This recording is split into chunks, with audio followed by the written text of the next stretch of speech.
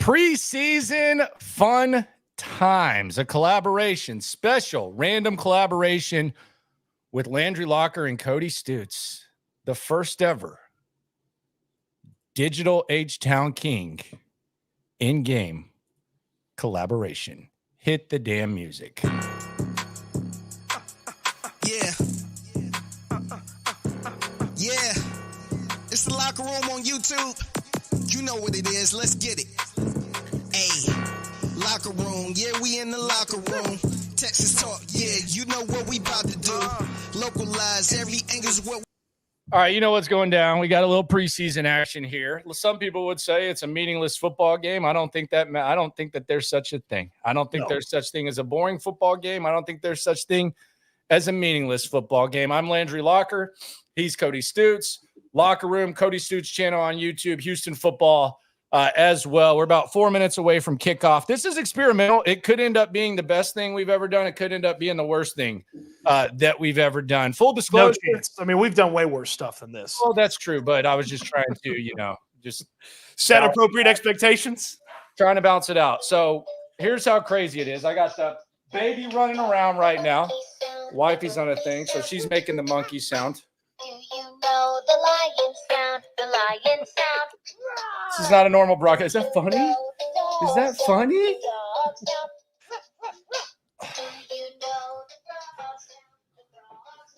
Ribbit. Anyway. By the way, I have her birthday present. Don't forget to let me give it to you tomorrow. Very nice. Very nice. So this is interesting. We want you to be involved. We have the link pinned at the top. If you want to get in, go ahead and get in. We're gonna talk. We're gonna pay attention. You're gonna get to see, basically what we do as we're watching a game and as we're preparing. I don't think this is gonna be like a regular season road game type of joint, but you never know what it could turn into. But just like as an example, so the notes that we take during the game, we'll be taking those as we're watching the game. We'll be talking to you, and it'll be just like watching the game. So I have the, for example, here's my Word doc. I'll just bring it up. There it is right there. So we have the players that are going to be out right there in my notes. Titus Howard, minor knee injury. Aaron Wilson had these. Laramie Tunsil, Kamari Lassiter, Will Anderson. Those are the guys that are going to be out. I'll be making my obs throughout, so I'm taking you behind the scenes there. There is something that I need to get into, though, Cody. I need to get into this. The over is at 39, and I like to gamble, and I like to gamble most of all on preseason games. It's one of my favorite things to do. The reason is because they all pay the same. What are we doing with the over of 39 in a preseason game? We're going under. That's what we're doing. I don't like to root against points, but we're going under on this. Come on. I mean, I understand CJ is going to play, and I believe Justin Fields does add a little bit of a unique element, and then after Justin Fields, it's a bunch of malarkey for what the Steelers have as far as their backup quarterback situation. But, I mean, they're not putting a whole bunch of points on the board here for this one. No. Brother, no. I feel like Justin Fields is made for the preseason, but because you're so confident, here's what I'm going to do. I'm going to pull up my betting account, my BetUS betting account. I'm going to look at the game odds and the first half, by the way, because I'm very intrigued by that. Got 2K in the account. I am going to take the under just because you're confident in it. I'm not overly confident in it, but I'm going to wager $50 to win 45. Okay. I'm going to place that bet. Then this is where we're really going to get crazy, folks. You got to hit that confirm button, bud. We're going to go down to we're going to hit confirm so the bet goes in. There you go. Then we're going to go down to this first half. We're going to take CJ Stroud and the Texans -1 in the first half. And we're feeling frisky. So we're going 110 to win 100. Let's freaking go, baby. 110 to win 100 first half. Let's go. And the under BetUS. Shout out to BetUS. This isn't even a sponsored segment. That's just me gambling in front of you. That's just what that was right there. So that's how Locker does it. So here we go. $110. Let's go, baby. Let's go. Let's go. So I have a question for you. Are you watching this on a monitor with us up? You got a TV up? What's your setup here? Because we got the folks watching us too. So I got my TV right here to my right. We're gonna have the game cast up, so we'll have the game cast. I think we can do the game cast. So we'll do that, and then we're just gonna all watch this together. Observe. Click the link if you want to get in. We're in. By the way, the big news this week: we will see starters, and we thought D'Amico was kind of a hardo, but Cody Stoots on the scene in Ohio. He got D'Amico to get rid of the hardoness and go in depth on why he needs to see starters this week.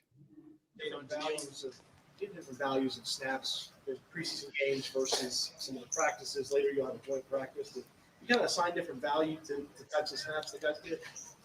When it comes to the snaps and preseason thing, everybody's trying to figure out. Some teams don't play starters, some play. I truly believe in that a guy needs to get reps in a preseason game, right? We don't go to the ground, as you see, the way we practice. We try to keep guys up and be a safe practice. I think everybody needs that opportunity to go to the ground a couple times in the game to just get up, dust yourself off, and know you're good, right? And I'm okay. Like, I can't go to the ground and get up. So you just have to go through and play live reps of football before live action comes in September. So you'll see our ones go out and get reps this week versus Pittsburgh. Any update on Williams deal? No big deal or anything? No big deal. Those guys will be fine. All right, all set. Did you know that John Harris was on the TV broadcast? I did. John Harris looking very classy. Shout out to Jay, man. Looking dapper. All right, Daniil Hunter dressed out. He's going to play. Shout out. Oh, my gosh. It's a massive human being, man. That is a massive. What do you think of Azeez Al-Shire's multicolored chain? I think Azeez Al-Shire is one of the most swagged out linebackers that I've ever seen. Look at John Harris right there. Look at this guy. What's up, class? What's up, class? Johnny doing a great job already. He's breaking down the running back situation.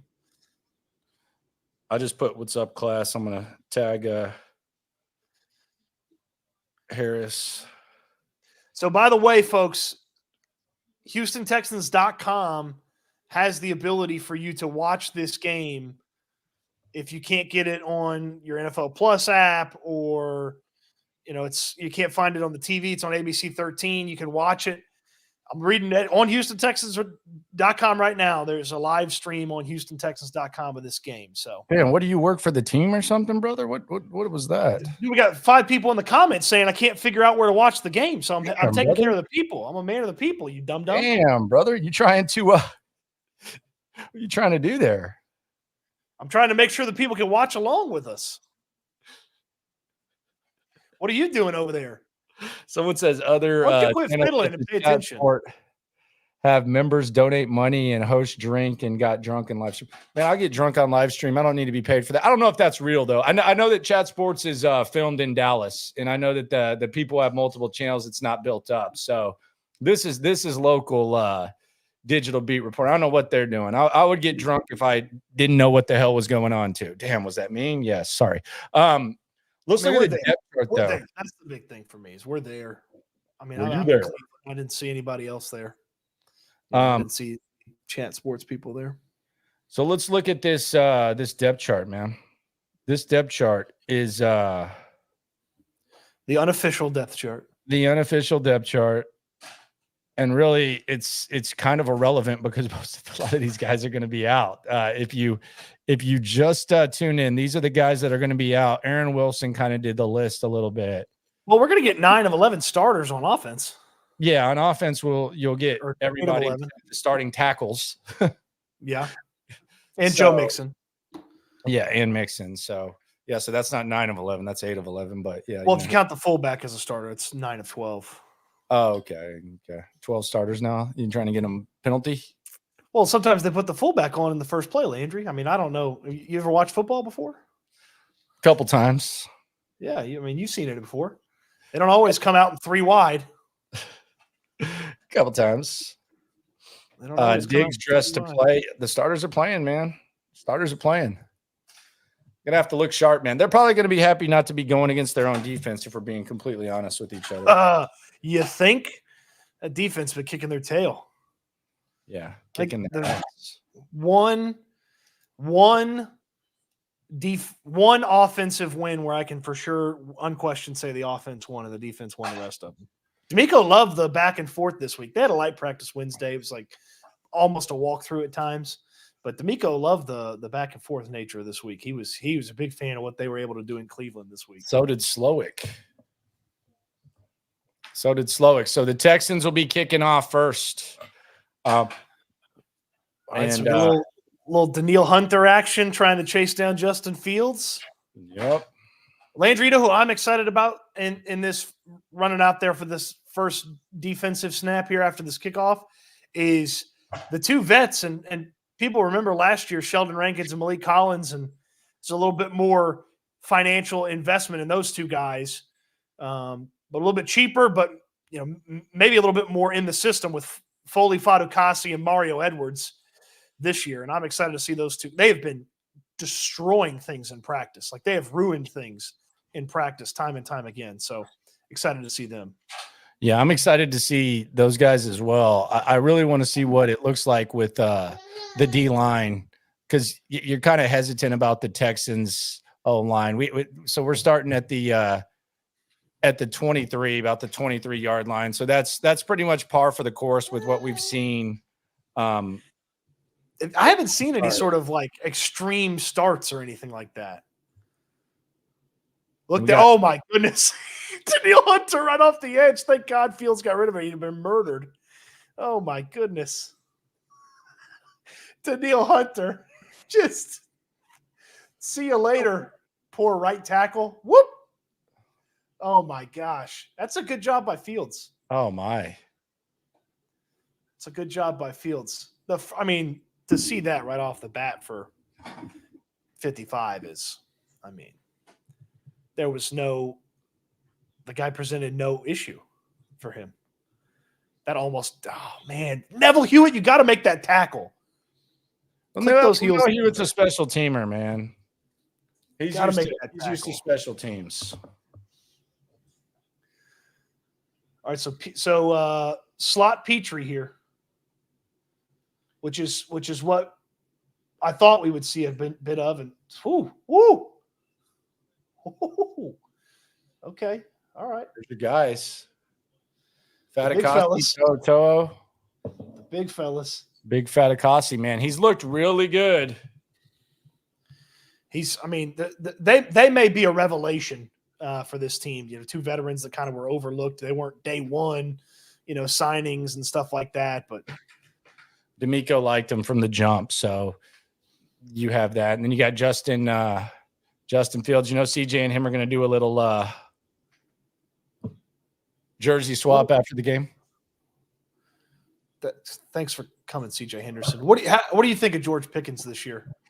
If for anybody that's maybe a fantasy fan here, not a lot. Yeah, just the QB situation's kind of unsettled. They clearly didn't feel great. They're trying to trade for Ayuk. Yeah, they're very desperate for that. Hold on just a sec. We got a tear in the house. Hold on. Now we're back to the 3 linebacker set here on first down. Henderson got to make that tackle there. Also, in the comment section, you let us know what you want to see. We're just watching the game, chop. Oh, goodness. See ya, Justin Fields. But we'll try to get you what you want out of this.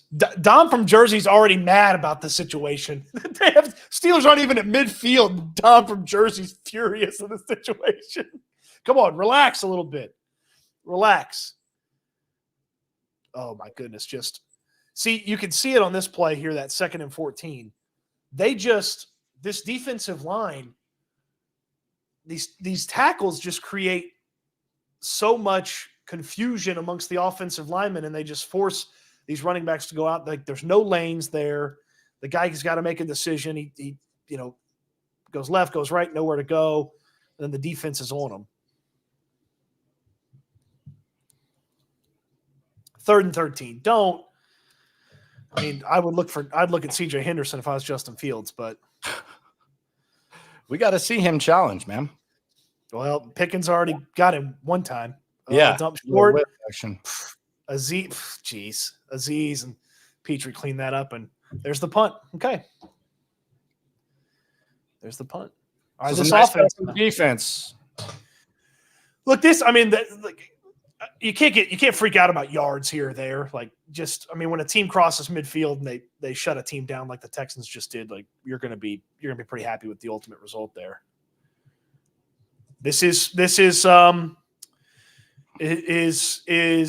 John Weeks and Frank Ross and Kaimi Fairbairn. Are they feeling some type of way right now? Their guy out there on the field for the Steelers. Aussie. Jim Johnston, welcome back, baby. Welcome back. Let's see if he Cam. pins the Texans deep. Steven Sims. Hey, not too shabby. I think he's obviously not going to make the squad, but it hasn't looked good enough at wide receiver. Yeah, and it hasn't looked like phenomenal enough at return man. Yeah.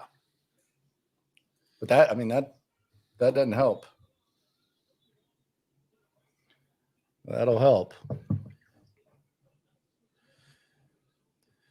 All right, so I am experimenting with trying to listen to the game while also listening to you. So if I sometimes don't hear you, just we'll see how long that lasts. I have no idea if it's going to work or not. Yeah, let's see how this works right here. This will be I like this. little game cast action. Never hurt nobody. Never hurt nobody. They're running the rock on first down, right? Nah, they're going to take a bomb. I think they're going to throw a bomb to one of the receivers. I think they're going to try to get Diggs like an immediate catch just to create a buzz. Dig slant. Yeah, I think they're going to throw a short one to Diggs. I saw the stat yesterday. I guess CJ Stroud on passes 10 yards or more was third in the league in QBR, and then 10 passes or less, he was 21st. And they say that Diggs is going to help that. That was Mina Kimes with the stat, which she did a hell of a job yesterday. That is a good stat. There was a lot of times, though, like CJ was trying to make something happen, and that throw was a short throw when he just kind of would throw it in the dirt or he'd throw it at a guy's feet or something like that. Yeah, it's hard to know. So, it's issues like accuracy issues or anything. It's not like he was missing Nico on a slant, but I think that there were probably a lot of broken, busted, not planned failures in that range, if you will. Yeah, no doubt. Jose says he's going to the New York game on Halloween. Man, I went last year. Obviously, crappy weather, pretty crappy game. It's a fun spot, though, for sure. I enjoy it. No doubt. Yeah, CJ's not really a check down guy. You don't have to threaten him with a good time and throw it out there. Jerome says, I'm stuck in Odessa. Can y'all show any visuals of the game? No, that would be illegal, my friend. I wish we could, but we can't. That would probably get my channel booted. Jerome, you can watch it online, though. You can keep it online. Yeah, HoustonTexans.com. Or if you need another stream, I could find one for you. All right, Stroud. Oh, what's on the field to start, Landry? Oh, bad.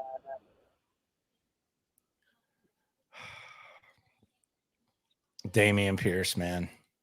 I don't know about this. Like I'm excited about it. I'm rooting for him. I'm not overly confident in RB2 being fine. I'm confident that they think it's going to be fine. I'm not confident in it being fine. All right, so Jaret Patterson at right guard, not Shaq Mason. So that's intriguing. I haven't seen Patterson at right guard a ton in training camp.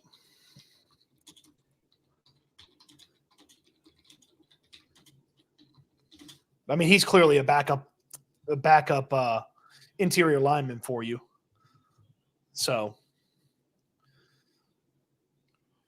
I apparently I'm ahead of everybody, so I don't want to talk about it till I see it on the TV. But yeah, you were definitely ahead for sure. We're going to see this a lot for the next 8 years. Little Cade Stover, 7 yards, never hurt anyone. Buckeye to Buckeye. God, he's pissed. Stover's pissed. He wanted to get hit. He wanted to get laid out. Stover's over-under for this game was less than 20 yards. What, you think he's going to have over? Easily. He just got like 8 there. Oh. Nothing? Okay. It's okay. I forgot I'm ahead. Sorry. I'll watch on the TV. Damn, you're just spoiling everything, man. Oof. That's a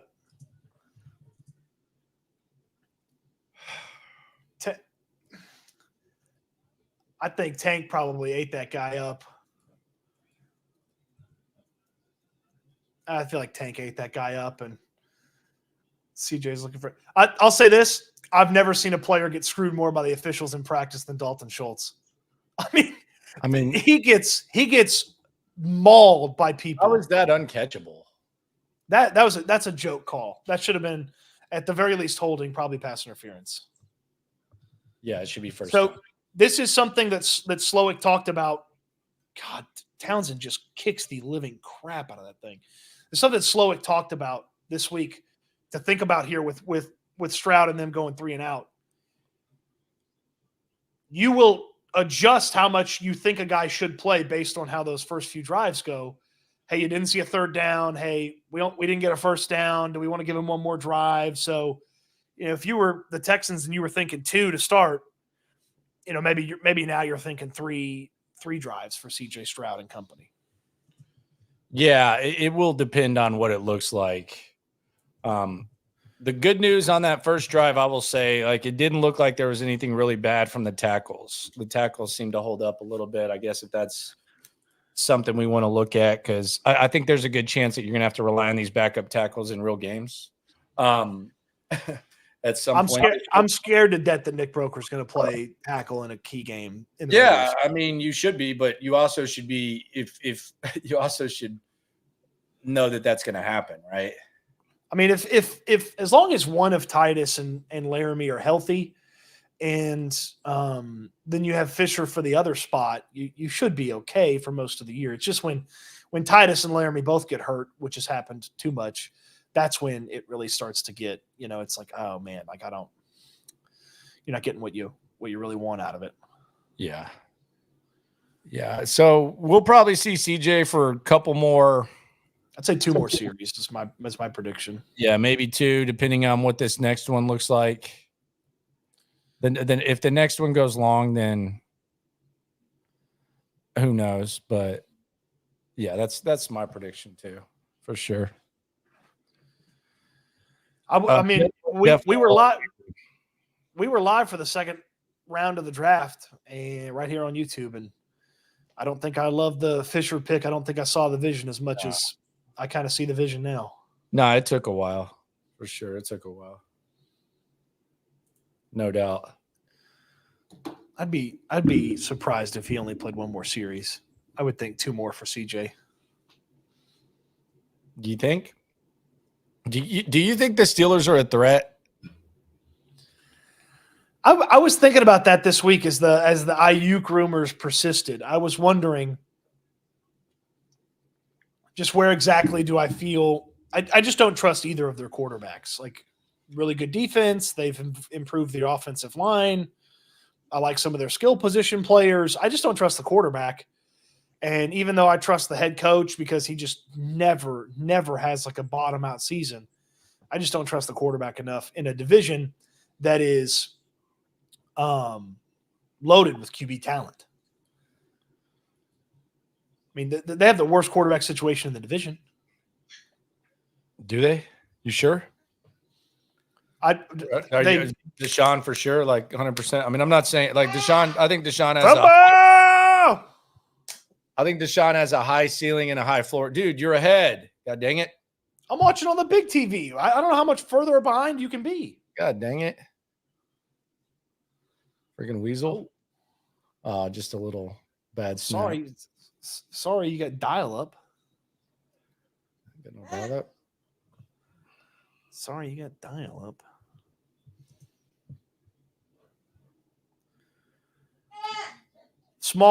Small bit of there's going to be a handful of running quarterbacks on the schedule this year. I'm talking guys that can move, not mobility, but guys that can actually go. So a couple early snaps against Fields ain't going to be a bad thing. Yeah, I thought it was interesting. I mean, not in a like too crazy of a way, but they didn't even BS with the quarterback competition in Pittsburgh. They said Russell Wilson, thank you. Well, I mean, he's hurt. No, but they said it. They said it when they traded for him. Like that was what came out. Oh, that they wanted. Yeah, I mean, starter. Yeah, when healthy, Russ is the guy. Yeah, and so, but you can't make him the guy if he hadn't played in training camp. Ooh. There you go. That's what you like to see. Daniil Hunter with the sack, with the one arm sack, with the guns. Daniil Hunter. Now, if we were some silly channel, we'd say put the flex in the chat, but don't do that. 55 with the one arm sack. Daniil Hunter. Oh, this is fun. Let everybody catch up for us. Anything? You just said something, buddy. Well, all I said was this is fun, and then you can see who's returning the punt. Okay, Tank. I'm telling you, Tank Dell's going to be. He is going to be. That's late. That's late. You know, Chris Boyd wants to fight. Oh yeah. Chris Boyd is down. That's who you want by you whenever you're about to fight. Is Chris Boyd. That was a late hit. I'm with you. You gotta protect the returners. Yeah, that should be offsetting. Offsetting at least. Yeah. Also, I think it was a false start on them. So I think you add the 5 yards on. If 41, you know what? Honestly, just eject 41. Get him out of here. Damn, you're getting harsh, dude. Get him out of here. Protect Tank at all costs. Protect Tank at all costs.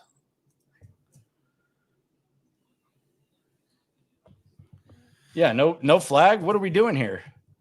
So we have, if this were a real game, and I know this isn't a real game because we're kind of effing around and taking it in, but if this were a real game, then be kind of pissed, dude, because you would have been screwed over by the Schultz call, and then you would have been screwed over by the non-call on Tank. Yeah, that an automatic first down and a 15-yarder. That's two horrible performances by the Zebras. Yeah, bad officiating. Somebody asked, why is Tank returning punts? Because he's an option. Like he's going to be an option. He's going to be an option for punt return and kick return this year. He's like, I know people are scared, but here football players play football. Like you can't, especially guys like that. That was part of the appeal. You can't put them in plastic when they're not on and they're in offense, you know? Yeah. Bubble wrap is what I was looking for, not plastic. Yeah, not plastic, but bubble wrap's kind of classic, isn't it? I would if I could, I don't know if this is out there somewhere. I would bet on Tank and one of the house this year. Just one punt return? Well, I don't know that he's going to be the full-time guy, so it'd be hard for me to say it's going to be multiple. I mean, how many kickoff return or how many returns did they have for scores last year? 3? Dude, she thinks that's a terrible take. Beck and Pierce. They didn't have, and then Sims in the playoffs. Maybe. Hey. Yeah, be sure to hit the like button. If you want to get in, then the pinned thing at the top, if you want to chat, if you want to get in and chat and ask a question or something like that, let us know how you're living. Small nerdy broadcast thing. Like I really like the presentation that ABC's put together for the preseason, like the graphics and the video and all that kind of stuff. It looks nice.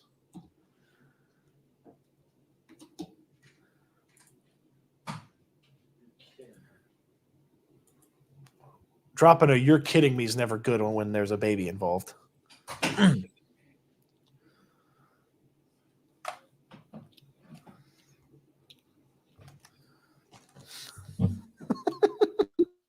Looks like Landry's on dad duty for a minute. All right. Hey. Oof. I don't know if that got blocked up the right way. Go for nothing. CJ's back out there for another one, so. Got the three-headed monster out there. Damn, Pierce. Uh-oh.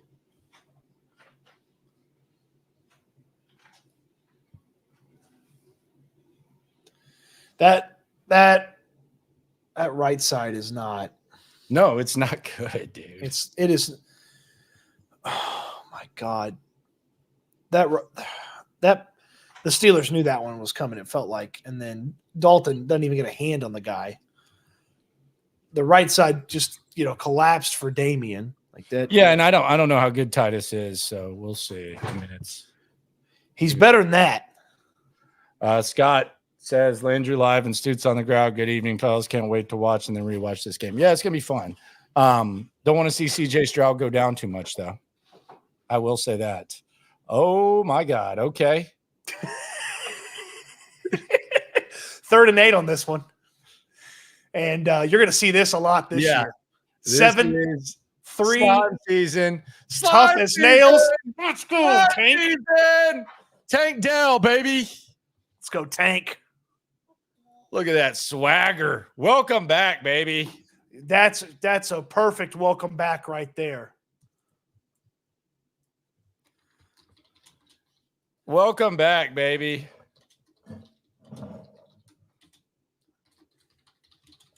Welcome back, baby. Well done. Well done. Man. All right. That's that. After that performance, that may be all for CJ on the day. Yeah, he might be done.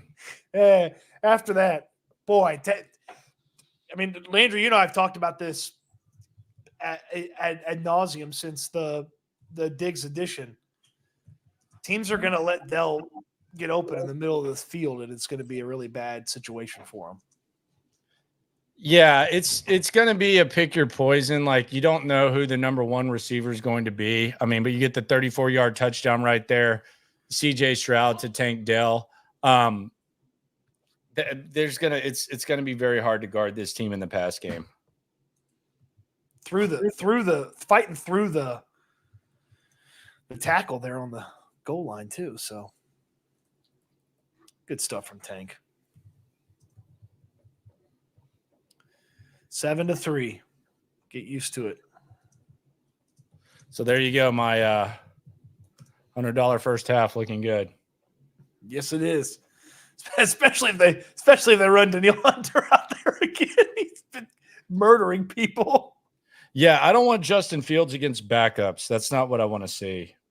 I do wonder if, and I do wonder if they got a stern talking to here after this previous game, because D'Amico told us in the day after press conference, like, we had too many communications issues, like stuff we worked on just didn't get applied in the game. I'm sure they got drilled in practice and walkthroughs and film review. Like, hey, we got to do this, got to do this, got to do this. Dominic asked, which channel do you go in? Because it's a simulcast. We both get credit for it, so it's not but I appreciate you guys for going that in depth. If you're watching us, you're watching us. We don't give a damn. We're not worried about that. We're worried about hanging out, talking Texans. We're not worried about all that. Yeah, at all. But the CJ Stroud Tank Dell thing is interesting because, it's. I don't want to say it's surprising, but I mean, you never really know in the NFL as it is right now. But Tank Dell has the injury last year. He has the incident where he said he was working out like 2 days after, but you hear about it and you wonder what's up. I mean, he's been full participant in literally every offseason activity, and him and CJ Stroud are like best friends. So you do wonder how much that element is. And it's actually kind of insane, because I think this is another element that should be added to, like when we talk about the Will Anderson trade. you gave up what you gave up. I think the fact that you had extra draft equity, I think that should be taken into account. But I also think that had you not done that, I think at 12, there's a chance that you're taking a wide receiver. Might have been Jackson Smith and Jigba, but I think there's a chance that you're taking a wide receiver. You didn't because you traded the pick. And then in the third round, you find Tank Dell, who, as of right now, is above Jackson Smith and Jigba in the discussion. I'm not saying that's going to last. I like JSN. And he's right up there with Zay Flowers. So I think that's something else that you take into account with the Will Anderson trade is the fact that you got a guy who's playing at the quality that you would love to have at wide receiver taken at number 12 right there. So I do think that's something that needs to be taken into account. Yeah, I mean that would have been prime spot to go out there and go get a wide receiver. So you're absolutely right about that. When can we expect to see Tunsil, Howard, and Christian Harris? I don't think we see Christian Harris till week 1. I don't think we see Tunsil maybe till week 1. I think we see him practicing after the preseason, or maybe even on the back end of the preseason, but I don't think we see him play a preseason game. Howard, man, maybe like I don't know, but I bet we see Titus Sunday. Okay.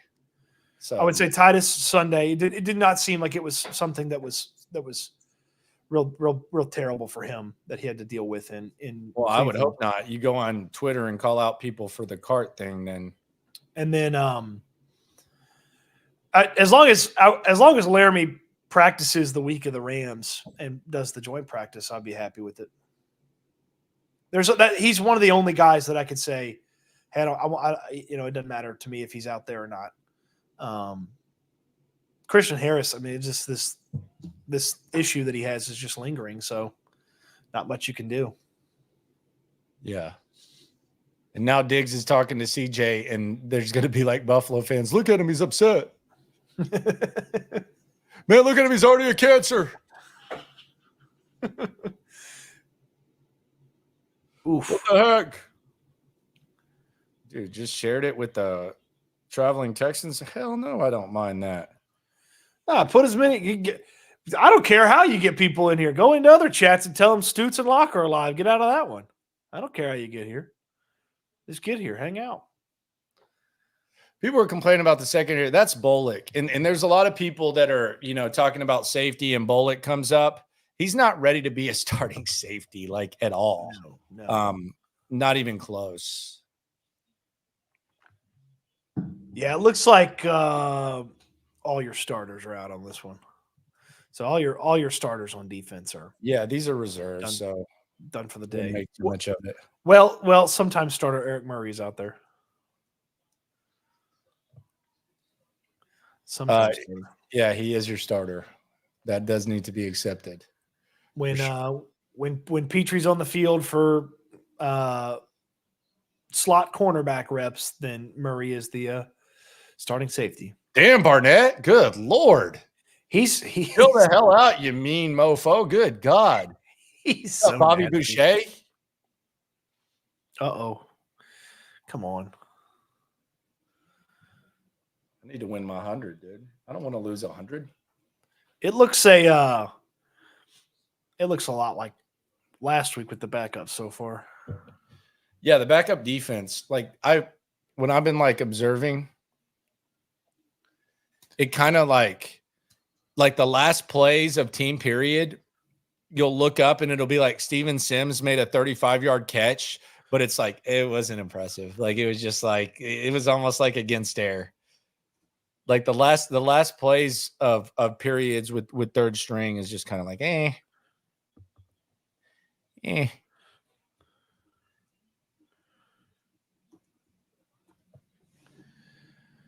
right.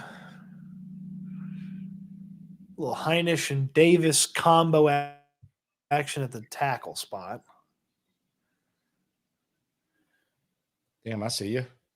The Steelers got I think the Steelers got most of their starting offensive line in there. So you got backup players going against the starting O-line that's, I suppose, pretty well thought of. I mean, it kind of sucked last year, but people seem to like it. Kinda. Pretty bad. Someone says Harris over Warren in fantasy. I would just try to stay away from Steelers running backs, to be honest with you, but do whatever you got to do.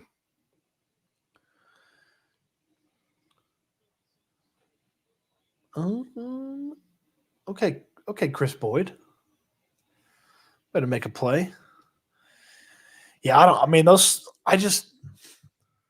there's just going to be Boyd. days. Every play Chris Boyd makes is like he acts like it's a top 10 play nominee. Put him on Sports Center, baby. He's crazy, man. I like Chris Boyd, but he's crazy, man. All right, got Hughes, Barnett. Damn, Hughes. This one's for you. Oh, Jerry just right past that right tackle. That poor sucker had no chance. Screw you. That one's for you, man. For the crap you talked. That one's for you, dude. You talking to me? Yeah, that was Neville Hewitt. That one's for you, telling him he's got to make a tackle. That's for you, buddy. Jerry Hughes got the sack. He grabbed the quarterback's foot. Nah, that's Hewitt right there. Hewitt, and then Mario Edwards ate him. That's Hewitt right there. You owe him a damn apology. Apologize to Neville Hewitt. I'm not apologizing to Neville Hewitt. Apologize to Neville Hewitt.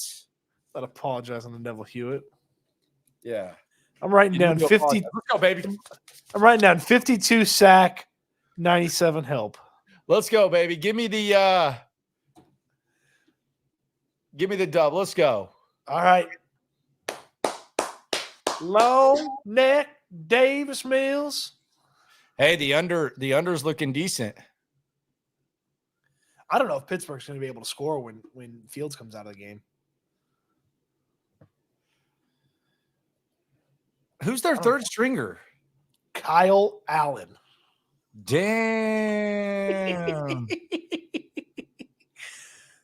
Okay, so still have Broker and still have Scruggs in there.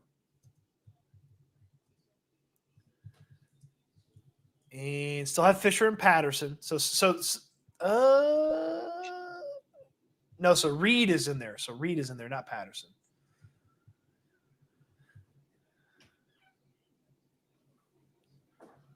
Boy,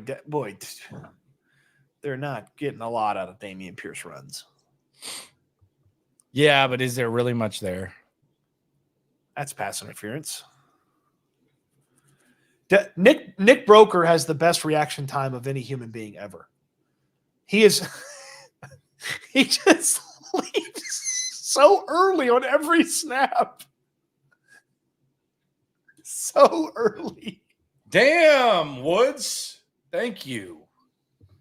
Throw the damn flag, ref. Goofball. Joey Porter Jr. Yeah. I can't remember who it was. Somebody in the offseason. It may have been Porter Jr. himself, but somebody said nobody.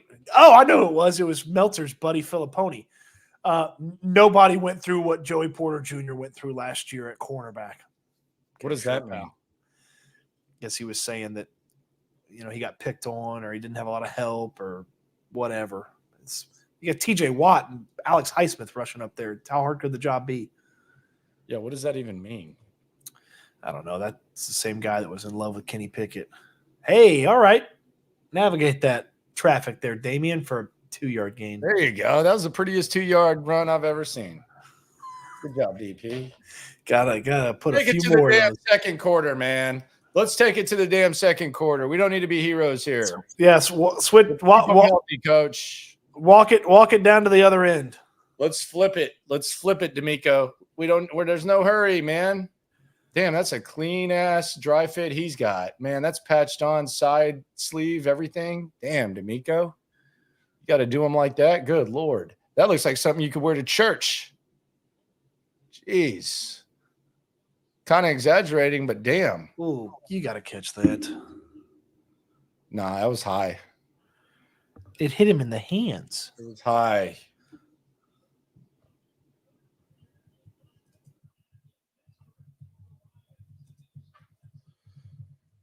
So here we go. We go to the second quarter. Texans about to punt.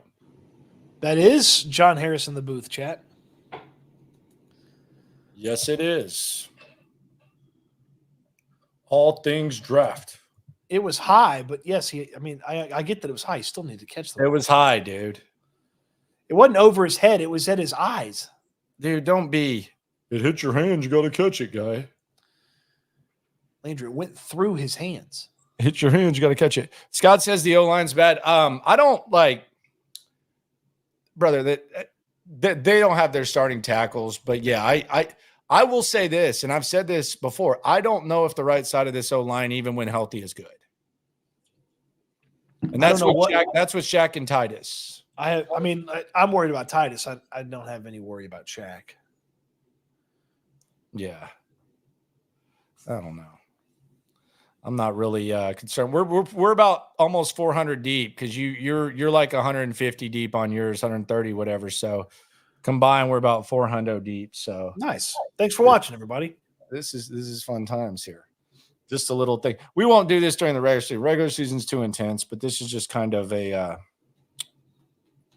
kind of little thing. I hate it if it hits your hands, guy. And I didn't know Cody was that. So I haven't said that. He goes down a notch in my book with basically saying that it hit his hands.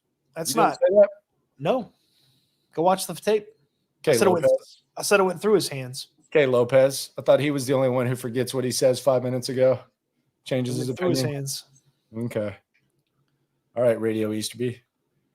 I mean, you're not gonna sit here and act like I'm that guy. That's just not gonna happen. What's in the cup, dude? Just water. Yeah, be sure to like and subscribe for sure. So, other stuff with the preseason. Do you think we see CJ next game, or do you think this is going to be it? Oh yeah, I don't know that I need to see him anymore now. I don't need to see him no more. I don't need to see him anymore either. But they'll play him at home. Okay. And then the last real action he gets is the Rams joint practice, and call it a preseason and get ready for the Colts. So tonight we got a heavy workload. Tomorrow we got an early day. You and I are going to be on the we're going to be in a fantasy draft we've been in for 13 years. And I just want to pick your brain, and I want you to take me inside that mind and let me know, hold on, what you're thinking. Mills sacked. This is the 15th year, by the way. Oh, shoot. Who blew this? Reed. Not worried about it. He ain't playing this year. Yeah, that's like honestly though. I mean, watching this replay for the XFL, Reed and Scruggs should not get bullied by one guy. I don't care who that guy was. But yeah, so take me inside your brain. What are we thinking fantasy wise? You want to give me a little? So you give the people a little bit more info. Like we have a unique. But you don't know when you draft. We're going to draw. You draw 12 names out of a hat, one at a time. The first guy goes up there, makes his pick. He draws the next thing, and then the next guy goes up there, makes his pick. So you have no idea when you're going to go, and you literally, as soon as you know when you're going to go, you have 20 seconds to react and go make the pick, and then it kind of slows down. Everybody gets drunk, and it kind of slows down a little bit. But what are you thinking, man? Where are we at? I mean, if I have the first pick, I'm taking McCaffrey. If I have the second pick, I'm taking CeeDee Lamb. So you're taking Lamb over Hill this year? Oh yeah, especially if they don't pay him.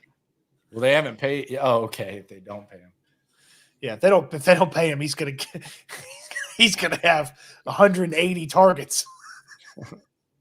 him and Dak will be stat padding for 17 games. The weird thing is that a lot of the fantasy people love Breece Hall and they love Bijan Robinson, and I just I can't. It's very hard to get on board drafting both of those guys really early. Ooh. Derek says, "Do you guys pick new order every round?" No. It's snake after that. Yeah. So do you? How much do you like Texans receivers? Like, are you? Is there anyone that you would take in the second in the right situation? Yeah. I mean, there's a chance that Diggs is a is a target monster, and so I like him. I'm going to try to get one of them. I'll tell you that much. I believe they're going to be able to. When do you think the last one goes? Like, regardless of the order, when do you think the last one goes? They're all gone by the, I mean, fourth, fifth. By the end of the fourth, they're all gone. All of them by the fourth guy. Dang, that's crazy, dude. Man, I don't even know who some of these Steelers wide receivers are. When do you think that? When do you like Taylor? I would maybe take Jonathan Taylor like fifth or sixth. Like I think he's going to be a monster. Yeah, I was right there. I am from an AFC South perspective. He may be one of the best players in football, and he's in the division. Yeah, when he's healthy. Del'Shawn Phillips has got to cut that guy in half with that blitz. Come on. Kyle Allen's out here dicing these guys up. What would Sean Pendergast say? Texans legend. Oh gosh, yeah. There you go, Heinisch. Knock him on his ass, man. They got my guy Kurt. That's what sure D'Amico's saying. Hey, if you're gonna get a penalty, at least make them pay. Let them know you're there.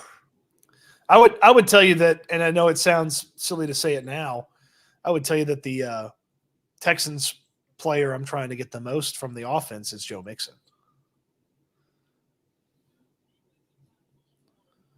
Johnny's worried, man. He's worried about the discipline. Do you think Kurt Heinisch is going to be out there in clutch situations? I wouldn't be too worried about the discipline. It's Kurt Heinisch. He's probably got a little pressure on him. Damn, Boyd. It's a way to hold on to the leg. Still playing some Fadakasi here. Dude, Boyd, man, I know that he gets burned and it's frustrating. I watched it at Texas, but man, he's got some freaking heart, man. He's going to fight. He's a worthwhile player to have on the practice squad in case something goes wrong with somebody from an injury standpoint, certainly. The special team value, though, is weird because I don't know. Like, I don't know how they look at it from, like, the kickoff. The punt's there. He's on the outside. He's going to be a nut job. It's like the playoff game last year. He was, like, getting everybody pumped after, like a punt. But they, like, stopped at, like, the 5 or 6 or something like that. And he was, like, pumping the crowd up. Del'Shawn Phillips.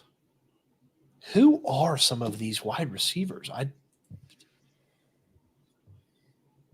Scotty Miller, the guy that Brady was going to make good and then didn't actually make him good because Scotty Miller's not good at football. It's like, oh, he's a short white guy playing on Brady's team. He's probably awesome. No. I thought that. I'll be honest, I thought that too. Turns out that that Edelman and Welker situation's not as easy to find as you think.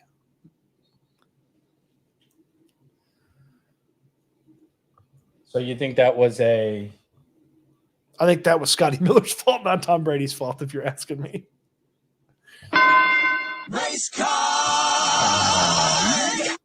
Oh, yeah, it was definitely a race card situation. Yeah, I'm guilty. Someone said Boyd can't cover me. Yeah, right. Was that kicks probably? That had to have been kicks, wasn't it? I'm not even looking down at it. Yeah. Yeah. Down to the 1. 4 down territory. I mean, why not get a goal line rep in? 4 down territory. Oh, yeah. There you go. It's the way you swarm right there. Let's get a D'Amico fist pump. Come on, baby. Nice. Come on. Not just that was a tackle for a loss there. Who else? Who else? Rio, as they call him. Let me get a D'Amico fist pump. Come on, baby. Let's get a 4th down stop. Jeez. Let me get a D'Amico camera angle. Those defensive tackles. And then Jerry Hughes pushing the pile as well. Good stuff right there. What's up, Mario? He's been Harris says, I've been trying to tell people all training camp. Everyone's been talking about Mario Edwards, bruh. come on. Everybody can't see it. We can't show the game, brother. You got to watch the game and ride along, my friend. Uh-oh. Yes, Well, sir. There's the Kyle Allen experience. Yes, sir. There's the Kyle Allen experience. Let's go, baby. Let's cover. Come D'Amico. on. One. D'Amico on the sidelines. Huge miscommunication. Holy and crap. Kyle Allen blows the D'Amico. Woo. He's laughing about it. This is great. D'Amico on the sidelines. Wow. That was a bust. You gotta catch that if you're that was a bust, and that was very helpful to my wallet, assuming that I'm gonna win this $100. Calvin Austin III. You got to catch that, Calvin Austin III. Yeah, that was luck. I mean, it go in the box score. It goes down as a stop by the defense, but the Steelers' offense failed there. That was not. Oh yeah, that's not like the Texans. The film session is not going to be, hey, good job, fellas. That's the way to hold up. It's going to be, what the hell were y'all doing? I don't know why those linebackers and the secondary can't get on the same page there.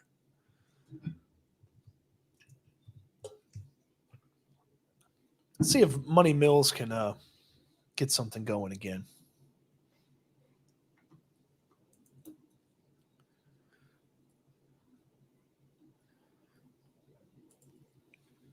Let's just see if they can get off the damn field.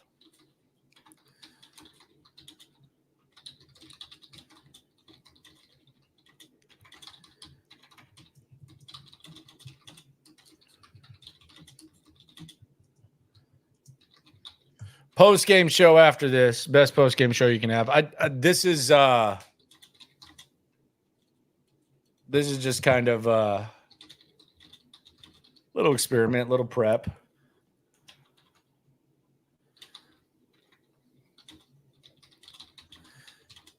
And I will, for the next time we do something like this, we'll see if we can get like the fancy stuff that you see some other people do, and we'll do it. What am I? I was on another screen. I come back to Eminem. Okay.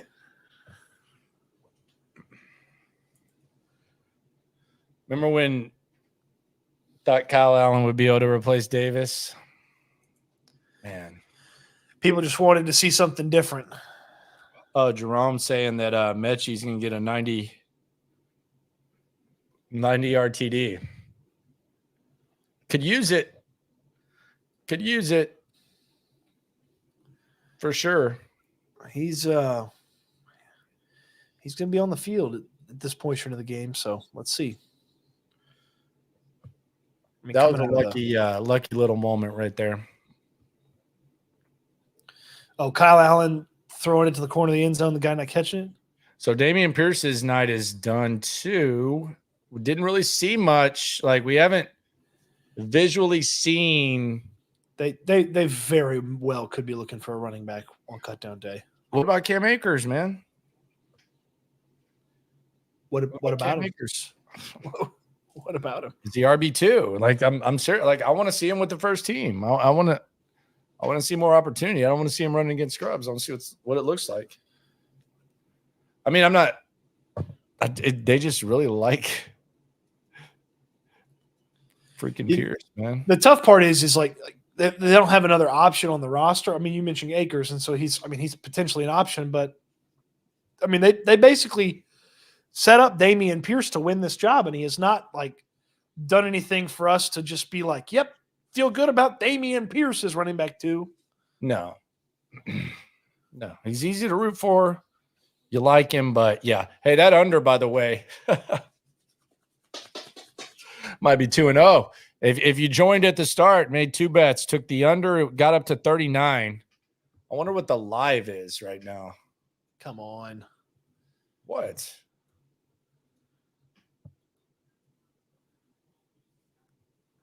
Let's see what happened here. He got Chris Sims Come on. batted at the line.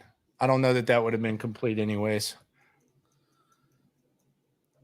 All right, so this second team offense that had a little juice last week has not showcased much juice this week. Let's see what this live is at. Already got my Texans. That might be dangerous, man. Might give up the. Where the live at?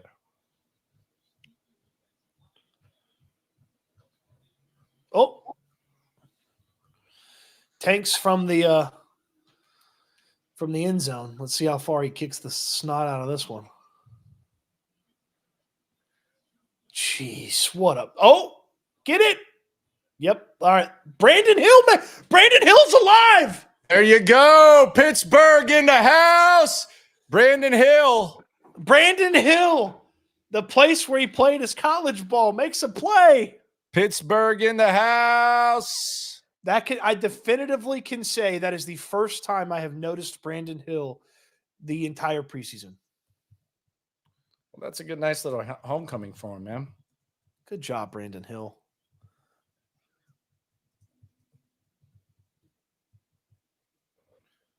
Yeah, and Caserio at least mentioned him the other day. Dude, I'll say this. It doesn't look, it's not as long, but that hang time with Townsend is a real thing because timeout. Did Tommy Townsend drop a catch the ball bitch on the Steelers guy? Hold on. I think that happened.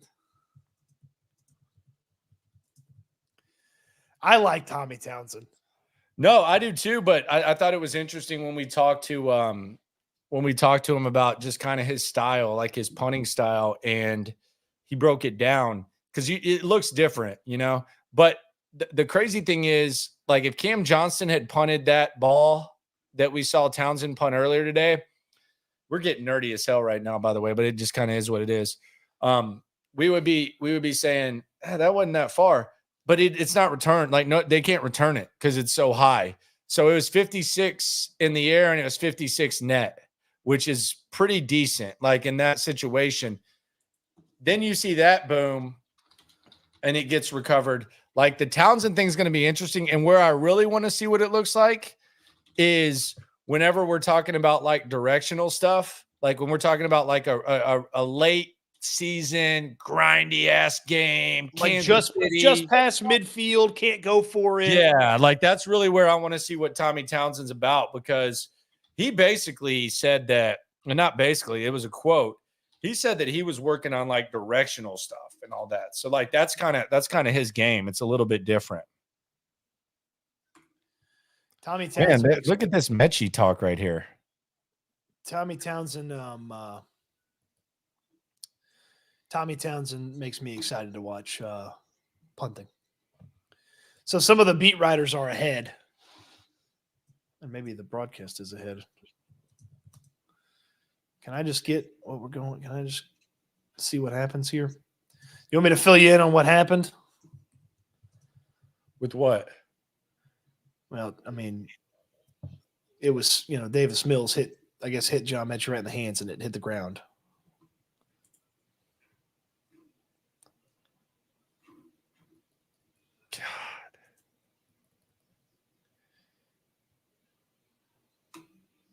Damn, good job, ABC. Yeah, what's going on here? Am I going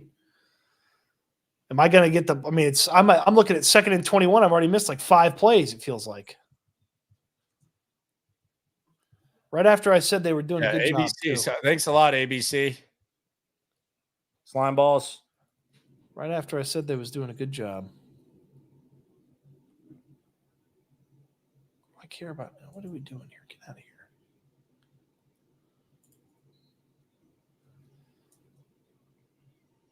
So Metchie dropped it.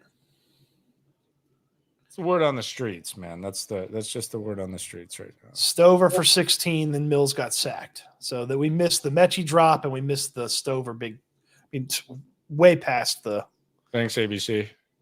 Wait, is Stover going to be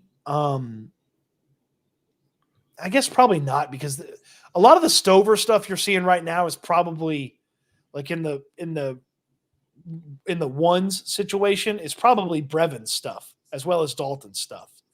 So it's like, I mean, because they only have 3 healthy tight ends right now, and Dalton's day is probably 4. Okay. I see you.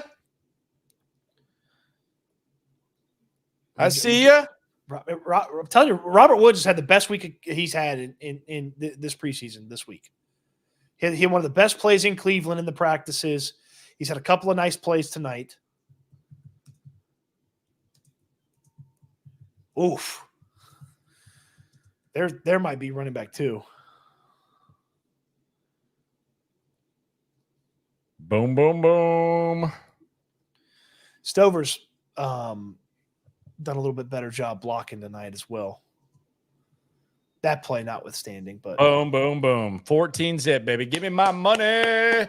So here's the thing that I think, and I think this is a series, and this is going to be a big talking point of the post-game show. If you guys are following along, I'm preparing for the post-game show as I speak with you. This is kind of experimental, but I think it's kind of symbolic that this is I'll pull up my notes. Let's see. This is the 4th drive of the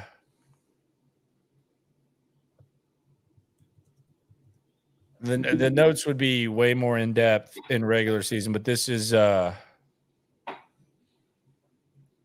I think this is kind of a symbolic drive. Like I would say, like Houston, the 4th drive of this preseason game, like if I'm just summarizing, would be the Metch drop plus the Woods making a play.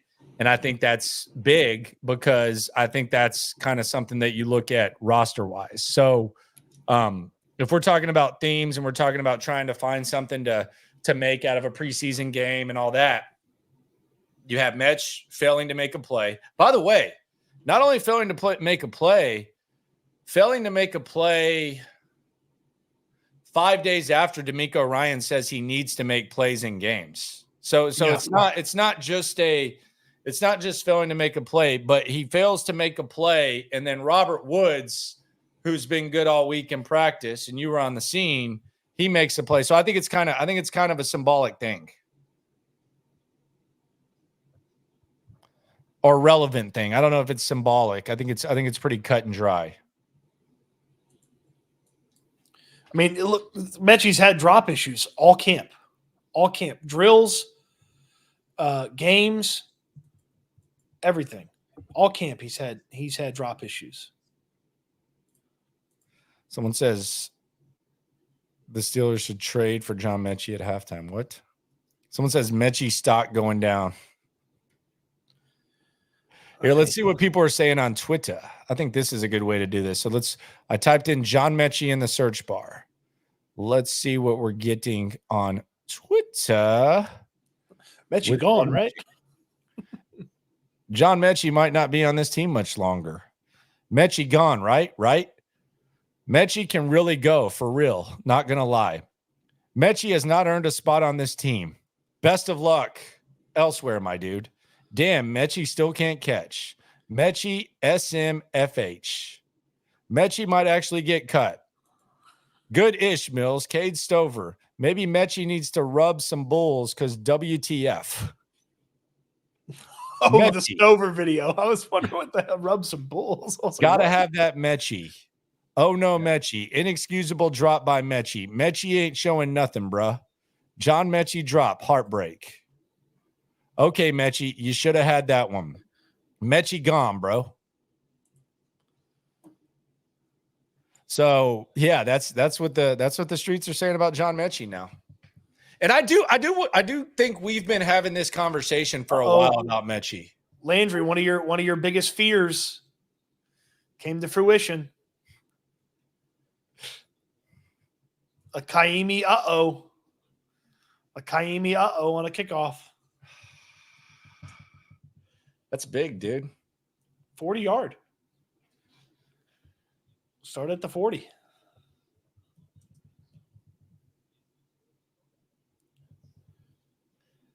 That's big, man.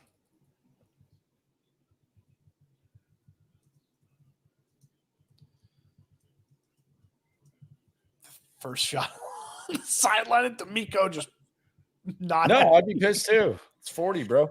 But the Metchie thing is here. Is Metchie going to make this team? I don't think so, man. No. I really don't think so. And we've been having this conversation the whole time. Like, it's not new. We've been having this throughout. I feel like it's been, I don't know if it's just like scared to actually evaluate him as a football player or what, which is what he asked for. But for some reason, it's just been, I feel like his performance has almost been romanticized, like over romanticized by people on the scene. And I just don't, I don't think it's proportional to what has actually gone on with him. And that doesn't take away from what he is or anything like that. But I don't feel like the hype and stuff is proportional to what he's been doing. Well, people just don't tell the truth either. There hasn't been a lot of truth telling about the performances or lack thereof from Metchie. Yeah. Boyd really does stick his nose into everything. Yes. Yes.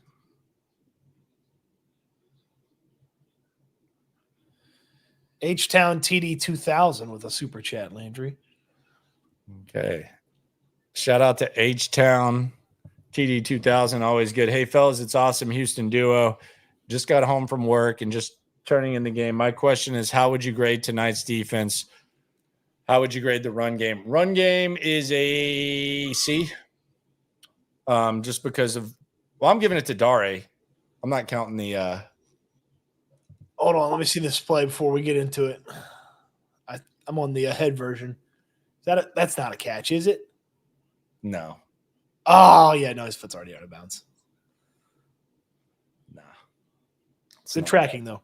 There. Run games gets a C. That's fine. That's fine so far. It's 14-0 Texans.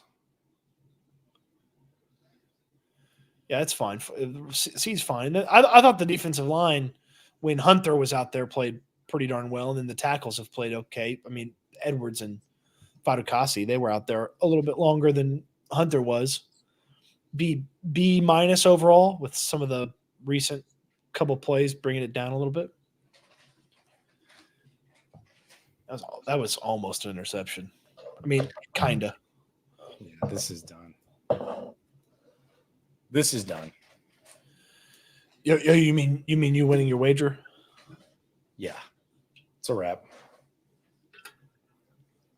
That's a wrap. That's a good job by you. You want to know what the live is right now? Can I guess? Yeah, go ahead. What do you think the live? Your live over under is like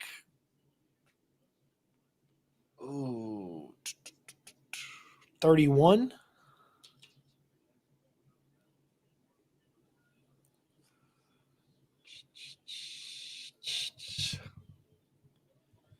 And your live spread is Texans 6.5. It is Texans minus 14. Oh my gosh. And it's still 34.5. Oh, okay. All right. Well,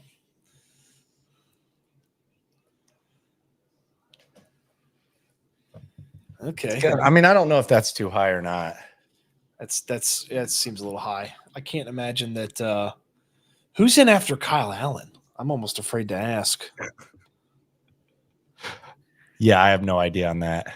Don't look, and I'll give you trivia questions. See if you can guess it. Okay. Oh, okay.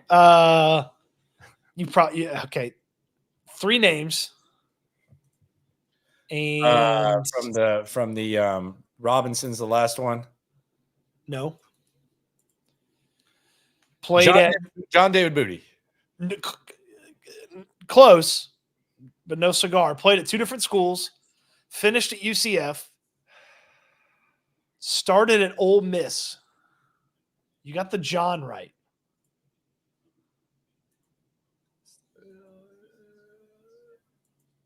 Oh, damn, what is his name?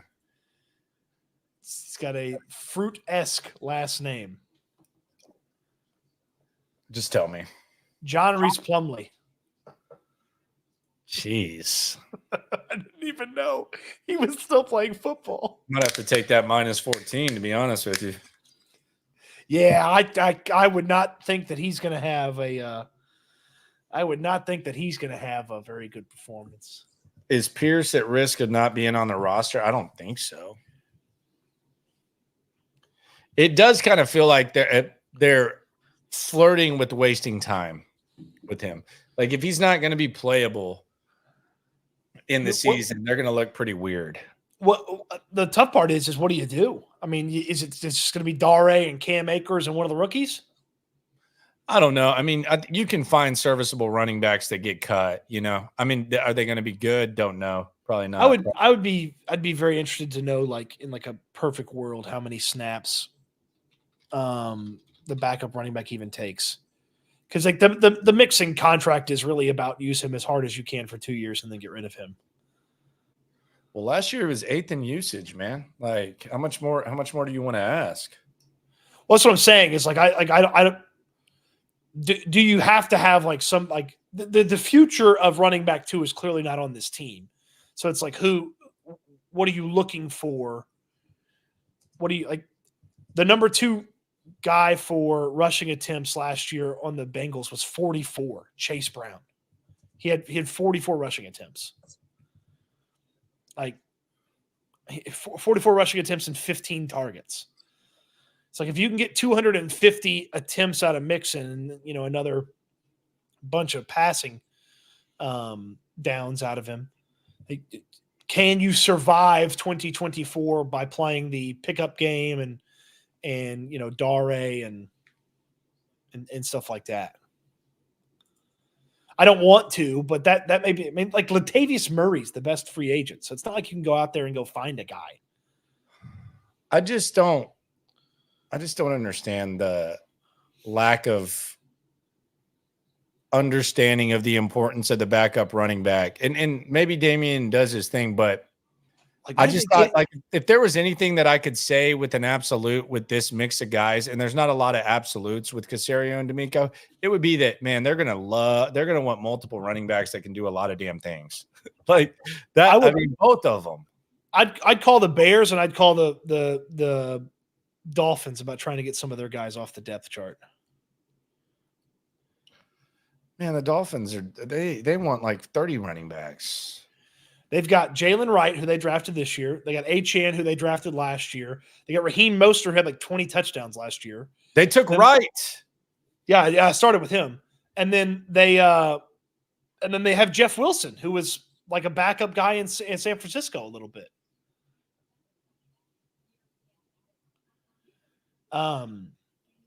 Khalil Herbert from the Bears. I want him. Okay. He's better than Dameon Pierce. Yeah, I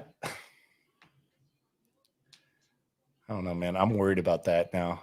And I always was, but you could before cut down day, Caserio could send a 5th or a 6th and find somebody that gives you a little bit more confidence than what we've seen. I'd love for these damn rookies to get into a game. I mean, maybe this is overreaction. I don't know. It's not, because last year was what we have to base this on. Well, if we were having this conversation after 12 practices in a preseason game of Joe Mixon actually doing things, like it would be different. But like the starting running back literally has not practiced since the first week of training camp, and he's 28 years old. And that's when running backs start to have injuries affect them. And he's been the top 4 in carries like twice in the past 4 years. Like you're gonna need a backup running back at some point. What you got there, Gumbo? Gumbo, baby. Jason's Deli. Nice. It looks like they're gonna go to the rookies for the second half again at the running back spot. Like the plan that they didn't get to execute for the Hall of Fame game, because we haven't seen Jaws. I want to see him. We haven't seen Jawar Jordan or British Brooks yet. By the way, Andrew, let's hold off on calling him Jaws, please. He's got to earn that. Jawar Jordan. Oh, a little J.J. Taylor action, too. Forgot about him. You're not confident in rushing last week. You're not confident in J.J. Taylor. I like J.J. Taylor fine. I really didn't realize that Mixon had such a huge gap between him and the second running back last year. I mean, 44 carries for the number 2 carry guy on a team that was, in the conversation until, Burrow got hurt. It's got to kind of hurt because you hold it down there for 6-7 years. Whenever ish hits the fan, they call on you the most, and then they say "F you, bye bye." That's what he said that in his introductory press conference. Like, it's great. It feels great to be loved. It feels great to be wanted. Everybody wants to be wanted. Derek, yes, Brevin Jordan is hurt right now. He's been out for a while. Yeah, he didn't practice. He didn't practice in Cleveland. Yeah, all week. The folks would know that if they subscribed to Houston Football or watched The Locker Room here on YouTube or watched Cody Stoots here on YouTube.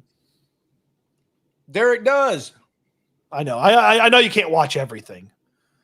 Derek's been Hall of Faming lately. Have I shown you these yet? Yeah. Have you seen this yet? Mm-mm. You seen the blue Houston Football hats? Doing it like that, huh? Uh-oh.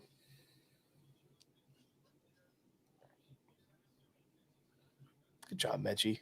Get that catch. Bad job, Davis Mills, if this is what we think it is. Damn, Metchie. Oh, we got tipped. Never mind. Not as bad job, Davis Mills. Not great. Not his fault. The guy catches him from behind and tips the ball away. Yeah, Derek, it's not anything major with Brevin Jordan. I think they're just precautionary, holding them out.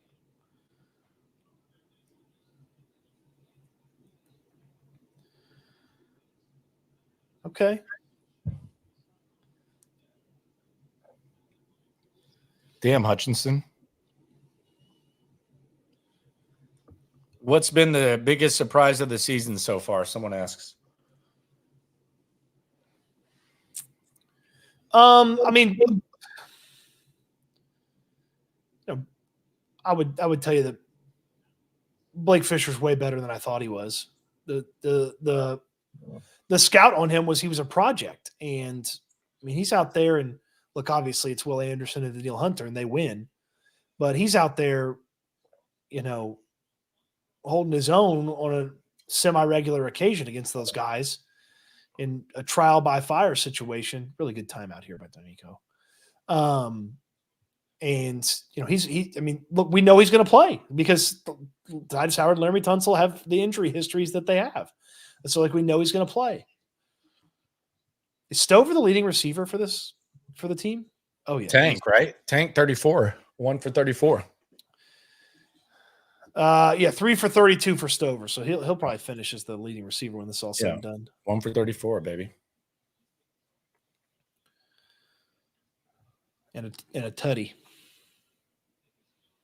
That's like the perfect preseason day. 1 target, 1 catch, 34 yards, touchdowns, like the perfect preseason day for Tank. The biggest surprise is the defensive tackles might be better than last year too. And I felt like they had a pretty solid defensive tackle duo, and they're much cheaper. Yeah, I agree with that. The D line, and I don't know if it's surprising because D'Amico has clearly been a fan of it, but I would say the D line. So you got to get, what are you at, 39, 49, 56? You don't really need much for field goal attempt. We'll see how that goes. You could take You want me to answer this on air? The weasel of our fantasy league, TJ? Oh God, what did he say? I don't know. He's calling me. Should I put it on speaker? No, I don't want to talk to him. What's up, boy? That's what he's going to say. He's going to say, what's up, boy? Watch this. Way to show no respect for the grind. You watching Texans? What kind of question is that? I forgot they were playing. Fucking my bad. Oh my God. I was gonna see what you were doing tonight, but I forgot the Texans are on TV. Yeah, they're playing, man. Are you already up here? Are you in Houston, or what are you doing? Yeah, I'm in Houston, man. You can turn. I'm gonna be up there in the morning. Get up, bro. Damn, dude. You got to quit cussing. You're on live stream, dude. Why am I on live stream? Wait, answer. Because I'm live streaming and you called. All right, man. If you're in Houston, I'll see you in the morning. If you're not, I was gonna try to see what's up. Yes, sir. I'll holler at you. All right, buddy. All right, later. Way to spoil his own surprise.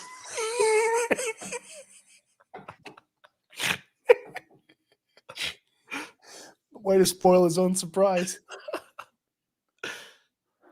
That guy was not supposed to be at our fantasy draft tomorrow. It's our 15th year. He was not supposed to be at the draft tomorrow, and then he just basically said, "Oh, I'm going to be at the draft tomorrow." Yeah. So Woods could have got out of bounds there. He took it. He tried to get a couple too many yards there. So they're going to give Mills one shot here on the sideline. Halftime. Anyone wants to get in? It's pinned at the top. All right, run the kicker out there. Let's go. Let's get it up. 17, baby. Give me my money. Give me my money.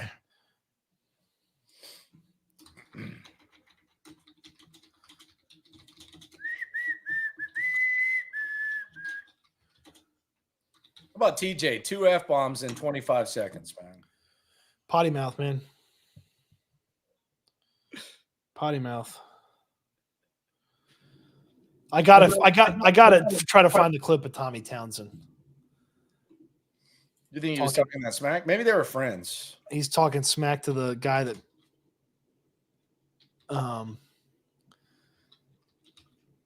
dropped the ball. Maybe they were friends.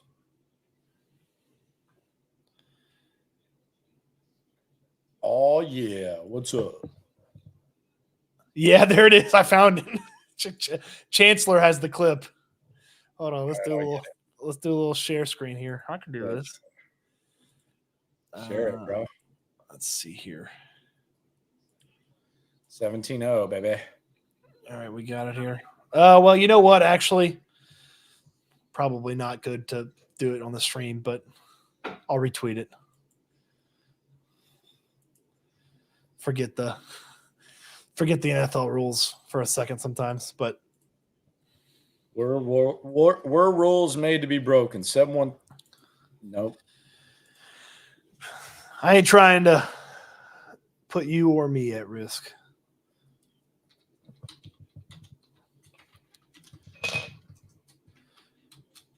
Tommy, let him know.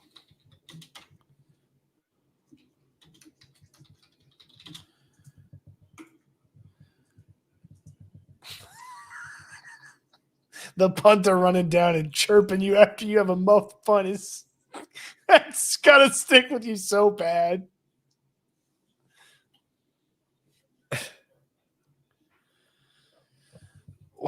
Mike, what are you cussing about talking about books?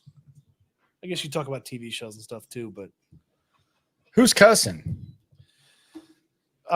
Mike's book review says that he cusses on his live streams, but no, I'll cuss. I mean, but I mean, like, I'll cuss. Like at the beginning, I was cussing way too much, and that was before it actually started, like, becoming. Yeah, but I mean, if I would rather the F-bombs be mine instead of just a random ass phone call of someone. Are you watching the Texans? Yeah, I'm watching the Texans, bro. The hell you talking about? What you talking about, bro? 17-0, baby. $100 in my bank account. Okay. D'Amico said he was asked about Danielle Hunter, and what would you think of his performance? You loved it. Couldn't get out of the game quick enough. That's great. Neo and Will are going to be a problem. Dude.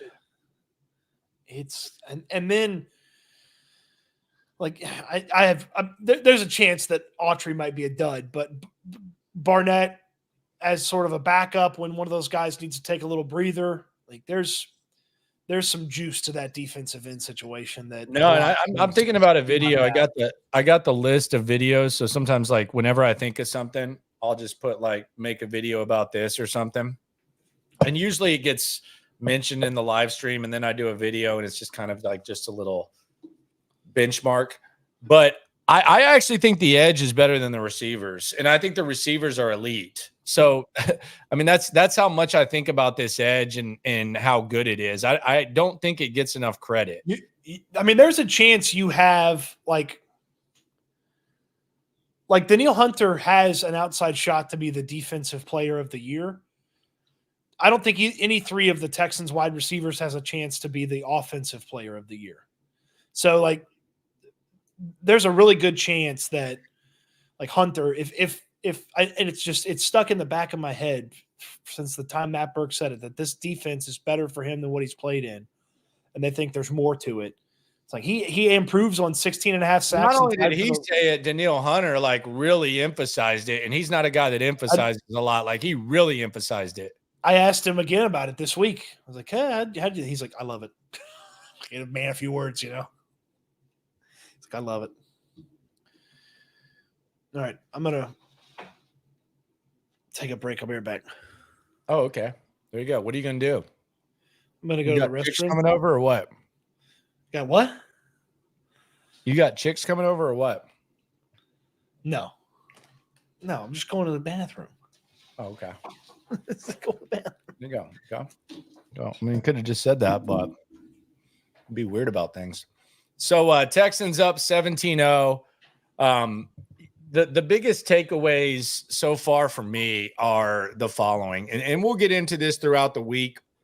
We got the Mark Berman video dropping on Sunday. If you missed the John McClain yesterday, shame on you. But I think there are a couple of things that I think we should make note of here at halftime. First of all, CJ Stroud, he found Tank Dell for the 34-yard touchdown. Those guys are going to be vibing all year. And he's vibing at the same level with Stephon Diggs. So as far as the pass game, there's no concerns for this pass game. Now, the run game, I think you feel good about Joe Mixon. You never know what a running back's going to look like at 28 from one year to the next. So we probably got to see Joe in like a real game. But the pass game is going to be able to give this team a chance in every single game. So you have that. Danielle Hunter with the one-arm sack, you just heard me say, I think that the edge guys are going to be better than the receivers, and I think the receivers are going to be elite. So this is just kind of confirmation to those two things. We're not learning anything new there. I thought it was a pretty symbolic series where on the Texans' fourth drive, you had the drop by John Metchie and then the touchdown by Robert Woods. That was a really, really, really, really bad series for John Metchie. And this is 4 days after D'Amico Ryans said that he needed to perform at a high level in order to make the squad like in games. Or he didn't really necessarily say to make the squad, but I mean, you can read between the lines there. So I thought that was pretty big. The running back too, that was a concern in the offseason. That was a concern heading into the offseason. You guys know that I am a running back whore. I want running backs every round in the NFL draft. That's just kind of, I'm a little over the top with that. But the question is Dameon Pierce good to go at 2? The offensive line's not great. We get it.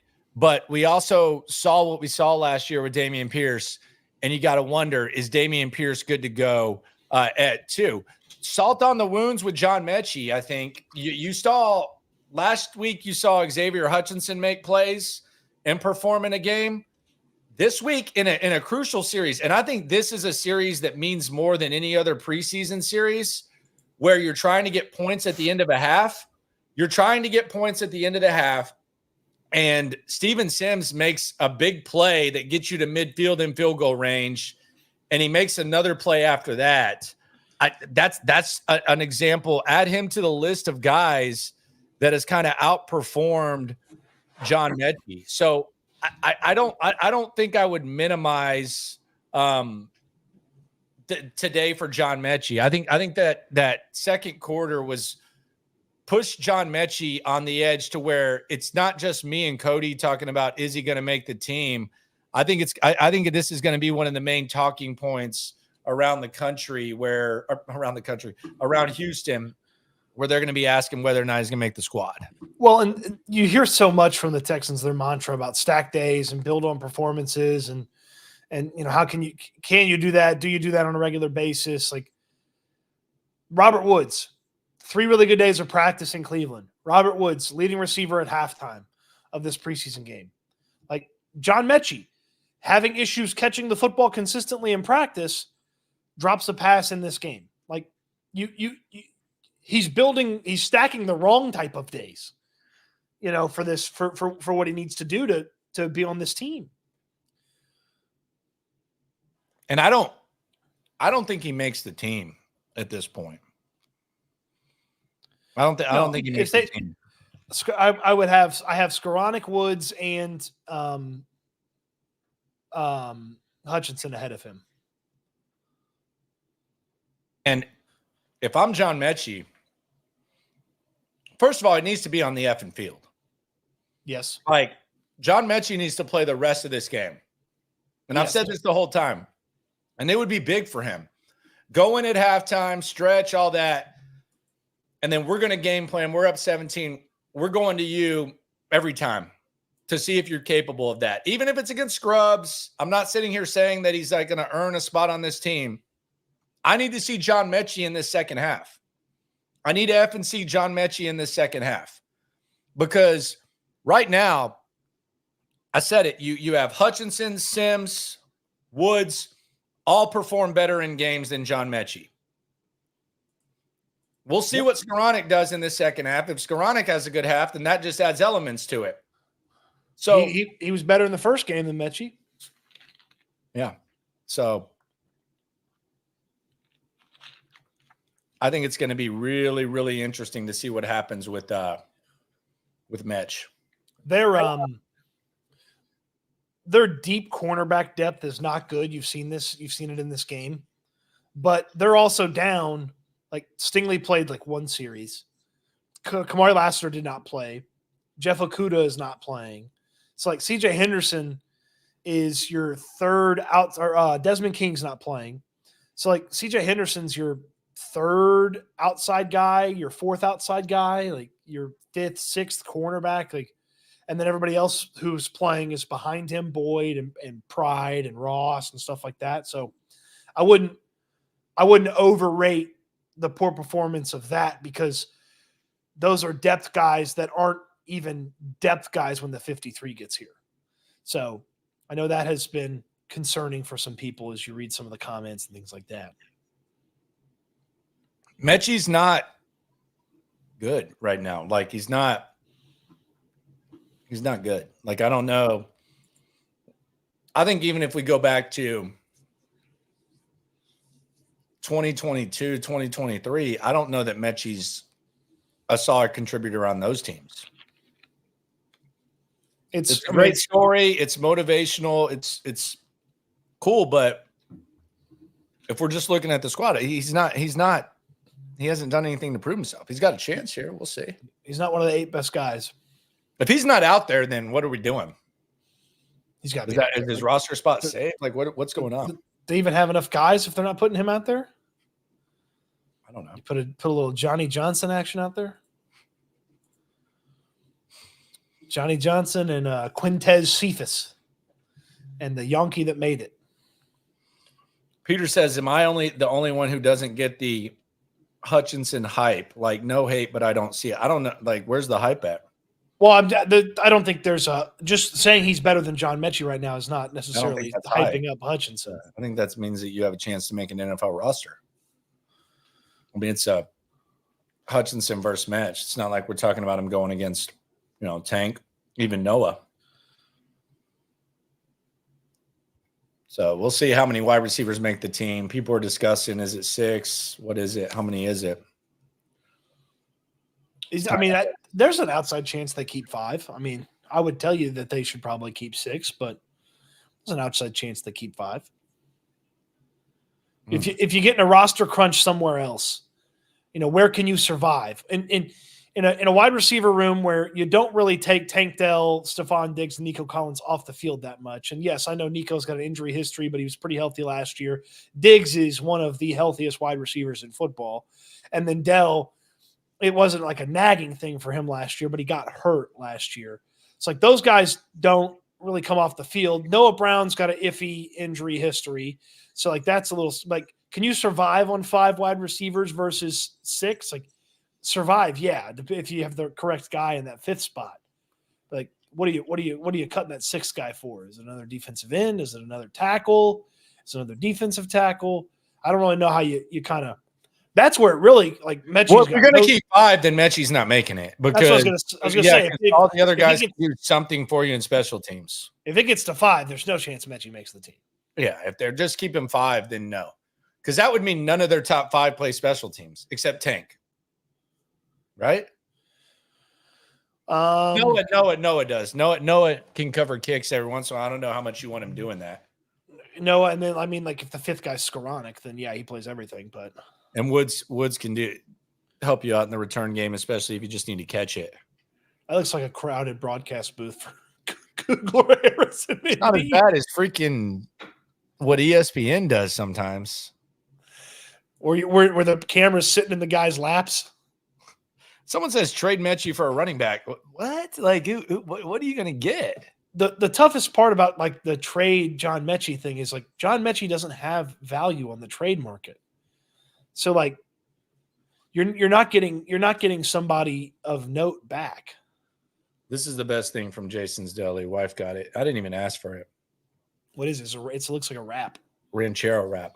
A ranchero wrap. That sounds pretty good. Mm-hmm. Ranchero wrap. I had Burger Chan for lunch. The hell's that? Never had it. It's a really good burger spot. It's not as good. It's not the best burger spot in Houston. No. You know what the best is, right? No, I don't. Burger Bodega, man. Yeah. I think the smash burger conversation for me starts and ends with Burger Bodega. I wasn't feeling a smash burger today, though. I wanted like a patty, a big patty. Peter asked favorite sunflower seed flavor. I like original. Just give me the salt. Give me that sodium, baby.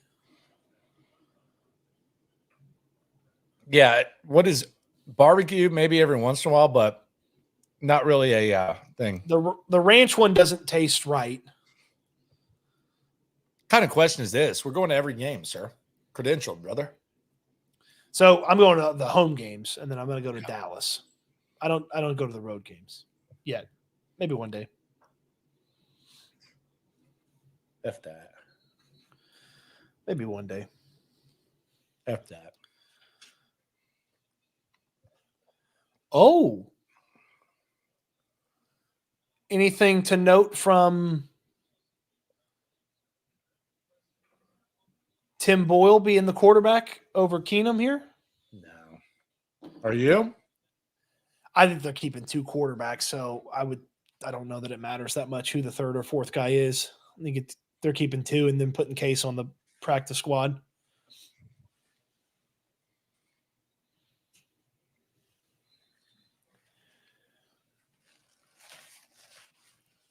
Sour cream and onion sunflower seeds, is that a thing? I had never seen those. I'd give that a shot. Okay, so we got a little Cam Akers action here at the running back spot.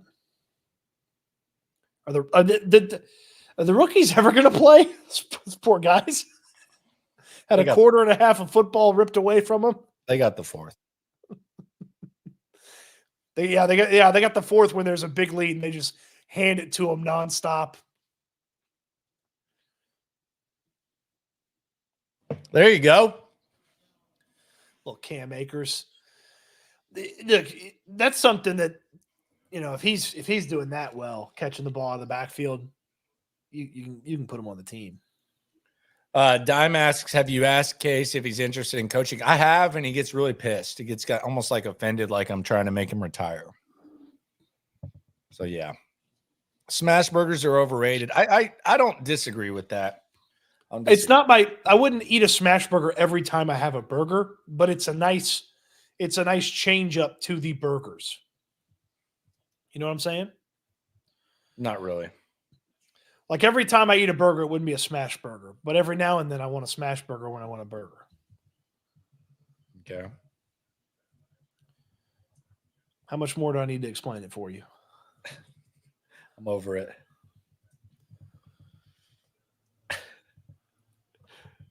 Damn, dude.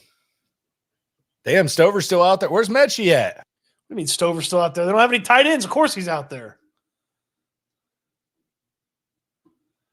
Well, there's Metch on the bottom. He's out there blocking. Woo! They might. If Nick Caserio found something with Cam Akers, like that's a really good job by him. Good job, Stover. I think the Achilles is the new ACL, man. Reading about that surgery that he had, because he had that new, like, I think it's called I don't remember the name of it, but he had like a new surgery that gets you back on the field faster when he had his Achilles injuries. Akers did. Reading about it, like the surgical, like how they do it and the surgery and stuff like that, it made me shiver. Like it sounded so painful. What does that mean?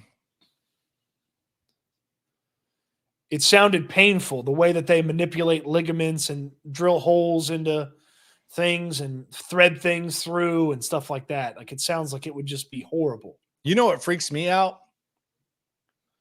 LASIK.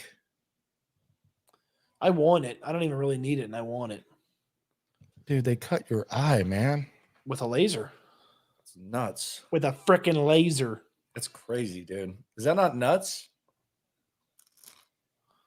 That is, I mean, it's wild that it works. I mean, who would the guinea pigs for that? Because you get one hell of a sales. Yeah, you're effed. I don't know if Sims should have caught that or not. Let me see the replay here. I would say maybe. I think he got pass interfered with, to be honest with you. I've speculated for a long time that coaches, like football coaches, won't get LASIK because they're afraid that if they lose their eyesight, they can't coach anymore. Oh, Scarani. No, that's interference, man.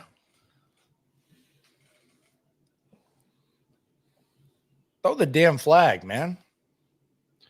These officials, man, keeping the flag in the pocket.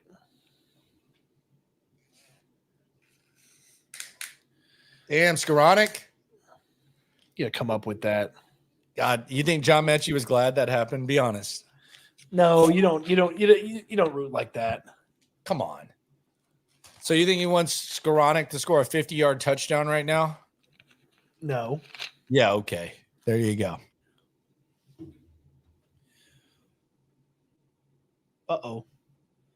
Do we just get to maul wide receivers? Like, what is going on here with these officials?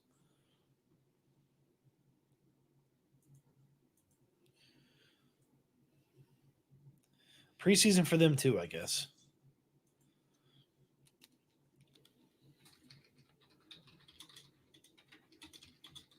Damn, Skoranek.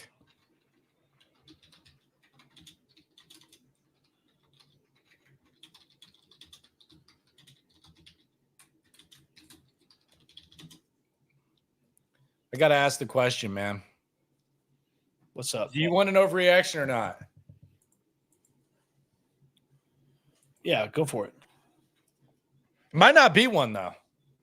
What's your overreaction? Based on what's going on in these streets. Do you want it or not? Go for it.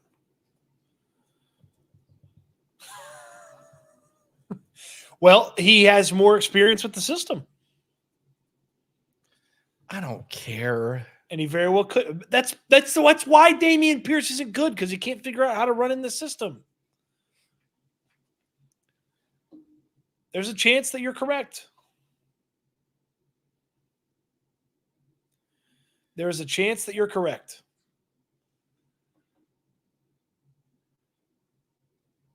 If Joe Mixon couldn't go tomorrow and they played a game tomorrow, who do you want running the football? Pierce or Akers? I mean, I want a 1-2 punch Of Dare Gumbuole and J.J. Taylor? They probably give Dare 40 carries, honestly. It's going to be, I mean, there is a chance that they are going to be in a very tenuous backup running back position. I'm not worried about Mixon. He's going to be good to go. He'll play. He's a bell cow. But if he's not ready to go at any point this season, they're going to be in a very weird spot with their backup running backs. Unless something really pops off in the next 2-3 weeks. Which should be surprising to no one. Right? I mean, you can't address everything in one offseason, but they seem to have almost just ignored this thing. I mean, they basically just back up running back pretty easily. That's what I'm saying. I said they basically ignored it. Mm-hmm. And it's the easiest thing to fix. I mean, the just to use an example, like the Titans went out there. They had Tajay Spears. People like him, thought he had a good rookie season. They went and signed Tony Pollard. The Bears had 2 running backs. They went and signed DeAndre Swift. The Eagles always have running backs. The Dolphins have 4 running backs.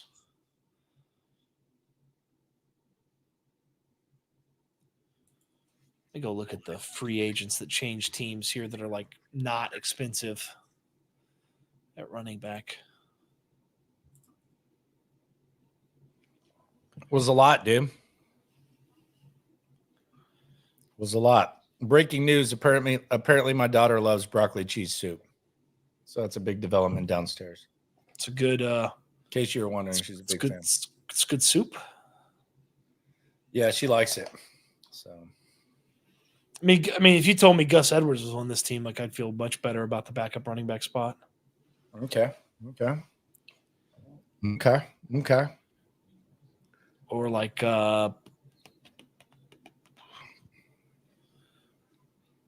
Alexander Madison, I guess. I don't know. Come on. Man, you always live in like, you know what you do, and you'll never admit this. You take like legendary weeks or stretches by fantasy backs, and no matter what you see for a long extended period of time after that, you always put them on like some sort of pedestal, Cody. Buddy, we're talking about the number 2 running back behind Joe Mixon. Like, is Madison better than Pierce? I don't know, but I at least wanted him on the team. Damn, Gay with the missed sack. Man, he's all over the place. Dude's huge. Oh, Battle Red Derek in the house. Look at this. Practice squad situation for Gay. Man. Hey, look with the new gear and everything. Look at you. What's up, fellas? What's up, man? How you living? I'm loving the stream. You guys are doing an excellent job. This is enjoyable to listen to you guys banter back and forth during the game. Thank you. Yeah, it's cool. I don't know if I can do it during a regular season game, but during a preseason, I can definitely do it. The wife got called in, had to run an errand for work, so I was holding down the baby early on. What do you make of this? What would be the biggest observations you have watching this? Well, I'll say the Steelers are getting away with being very physical in the secondary, which is pretty much stereotype for the Steelers. The Steelers and Ravens, I think, are coached that way, and they get away with a lot. Definitely more physical than the Texans have been, which can't make Ryans happy. But our skill positions obviously are better. And with the turnovers that have gone our way, we got a lead in this preseason game. I thought the starters looked pretty good, even with the backup offensive line. Although, can't run the ball, which is not really a surprise with backups in there at running back and at tackle. I want to see Damian do something. I'm starting to. I asked the question, like, are we sure that Pierce is better than Akers? It's kind of. I didn't anticipate asking this question, but damn. Yeah, you guys know how it works. There's systems that fit some running backs and don't fit other running backs, and no matter how much Damian's tried to prepare himself, and no matter how much studying he does, it could be that the zone blocking scheme doesn't fit him very well. He definitely deserves more of a chance. We got to get all the way through preseason. I think he is good enough to be a backup on the team, but I also think that I think Landry, you're going to get your running back draft pick in next year's draft because they're going to need a young guy. Oh, I'm getting two. I'm getting two. I'm going to start to push that agenda. I'm getting two. Start asking at every press conference. We're going Mike McDaniel. We're going to take. That's so many running backs that makes you sick. I'm going to give you an extra big super chat if you ask Casario about the draft next year. No, I will. I'll be like, man, what's up with the running backs, brother? Like, no, I do. Ask him if he's got his eye on anybody. Do you think that the edge guys are better than the receivers? And I'm not. I think they're both elite, but it's almost kind of weird because I'll just say it. Taylor Lewan was he was in the media section, and it's Taylor Lewan. He's kind of a bro. He's not like Mr. like watch football all the time, but he was like, man, who the hell is 95? I was like, yeah, it's Daniil Hunter. He's like, oh, he's here. Like, I don't even think people really realize that. 55, excuse me. But I don't even think people realize that Daniil Hunter's here. But I think the edge guys have a chance to be better than the receivers. And I think the receivers can be effing good. Yeah, I agree with you. I mean, just in the small time how many reps did he have? And he had a sack, right? One-armed. And he got through on the first play. He had like 6 snaps, and he looked awesome. I think the Texans got it. Lost too. I think it's very likely they're top 5 easy, maybe top 3 in sacks this year. And you match that with an offense that can move the ball and score, and you're looking at those Colt teams that make runs at Super Bowl every year because they could get out to a lead and then just bury teams. That's gonna be sick. Man, this backup secondary just getting eaten alive. Just not good. Yeah, this is the end of period 3 right here. These are the types of plays that happen in period 3, and you're like, oh wow, Yankee made a play. Yankee made a 40-yard catch. I don't even know if we're putting in my notes. Yankee, damn it! I don't give a damn what it is. Didn't they change the rule on cuts? Stoots, do you know that they don't make any cuts until like after the last preseason game now, right? It is all one day after the last preseason game. Yeah, so we're just going to watch like guys who aren't going to be on the team in the second half of all the preseason games. Yeah, because I think that there's like a triple threat match. Like I think there's a triple threat match going on defense, like maybe in all 3 layers where, we sit here and we say, all right, is this guy going to beat out this guy? Like we're talking about freaking corners. Like is Henderson going to beat out Ford? I also think there's like a triple threat where they're looking at guys that are going to get cut. So I think that there's a chance that the 4th corner, the 5th defensive lineman, maybe even like the 4th or 5th linebacker is not even on the squad yet. So it's a little harder than last year just because you're lower in the waiver order. Last year they were up near the top, so they can. Yeah, last year you could have whoever the F you wanted. Yeah, you could grab a lot of guys because, like last year, right after the waivers, they added they added Broker, and he's on the team, still on the team. Alex, I thought someone didn't know that. Someone told me that someone didn't know that. Yeah, someone on the radio didn't know that today. Alex Austin was like a corner that they added from the Bills, like after the cut downs. Yeah, there's going to be some cut down guys that it's going to get picked over before it gets to you though. But yeah, it's all one day. Landry, your player crush Vittoriano's already out for the season, right? No, he'll be fine. He'll be back week 6. He'll be good for like the Cowboys game. He'll probably score like 3 touchdowns against the Cowboys. Week 6 of the UFL didn't start till the spring, man. Come on, man. He'll be back week 6 only to get injured again in the second quarter. It's a strained calf, man. It's a strained calf. Man, Kyle Allen. Jeez, is this his last hoorah? Dude, he did the point. Come on, brother. Team Quintiriano. Yeah, but he's going to end up back. I mean, maybe what? Like they got like a coaching fellowship, something? That's about right, though. That's what 90s wrestler you'd be with what you were just doing. That's about right. It's about what caliber you are. Be strutting and cutting, baby. It looks to me like Gay is getting a good pass rush, but he cannot contain anything. Nah, he's kind of a project, man. He's huge though. Like he is so tall.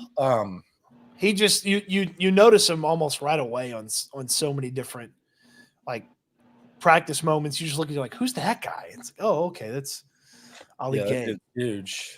He's the type of player that like he's maybe a practice squad player again this year, and then like next year, it's like, okay, is it finally, does it all click? Does he put it all together? And like, can he compete for a roster spot? He's got to put some of that Madden training on agility because he's got to get side to side a little better. Yeah, he's not as, I thought he was going to come back and look a little bit like more muscular than he did last year, but I mean, he's so tall and lanky, and yeah, he's got to get a little bit of a. Spanked. Yeah, that was nasty. That was a bad snap. That's their backup, though, right? Was that Boswell? Did Boswell kick that? They have 2 kickers. Well, I mean, I think they might have brought in a leg for preseason. Well, it was a real bad snap. Yeah, they got a kid named Matthew Wright there. Yeah. I think Boswell's probably. So shout out to Rice University. So there you go. Hold on, I got something I want to show you. Okay. You guys see this?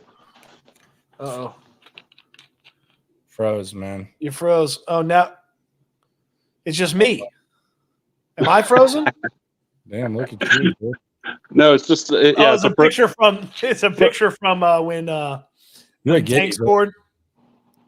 No, it's well, I like this stream because it's Stoots celebrating the touchdown. He's so excited. Yeah, he gets pumped. Nothing gets Stoots more excited than a little preseason action. Hey, I'll let you guys go, but I wanted to ask. You said you guys are doing a fantasy draft tomorrow. What would be? If you just look at the Texans, how would you rank?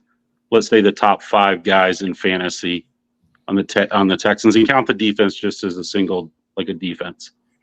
I would say if we were doing like a big board, and we appreciate you, Derek. You're the man, dude, for real. That's our guy. He actually encouraged us to try this out. Try it out, see what's going down. Yeah, Derek's a great supporter of the channels. So I would say number 1 would be, if we're going PPR, we got to go Diggs number 1. Well, PPR, and then our league is 6-point quarterback touchdowns as well, which is different from a lot of people's leagues still. So I would say Diggs 1, Stroud 2. For me, it's for me, Joe Mixon is 3. Mixon's 3. Mm-hmm.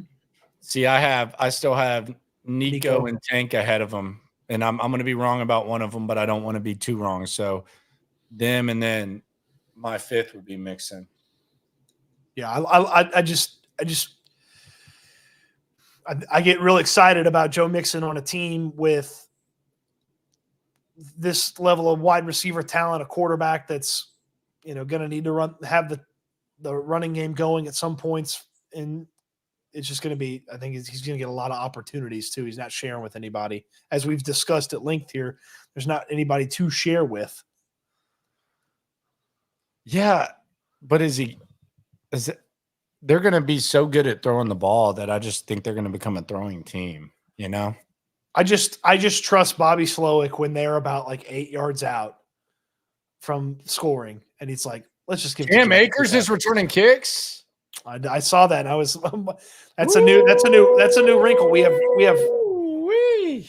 have not seen a lot of that.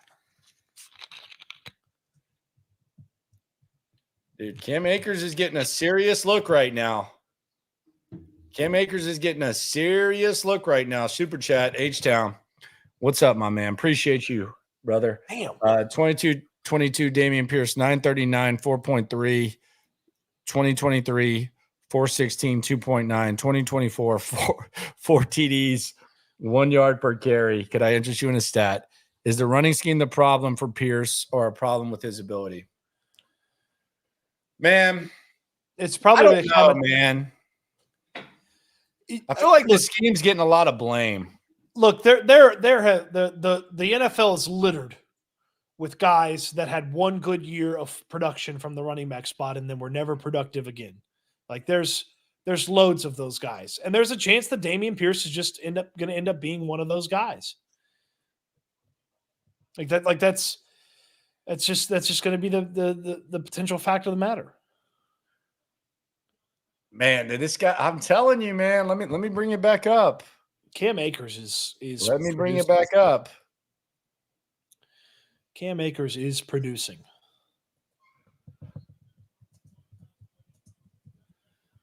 You gotta go punk that guy when he punks Akers when he's getting up. Thank you for the super chat, by the way. HT Like a mofo, dude. Yeah, very like very a loyal mofo. supporter. Appreciate that. Legend. Appreciate that. Oof. It's a nice play.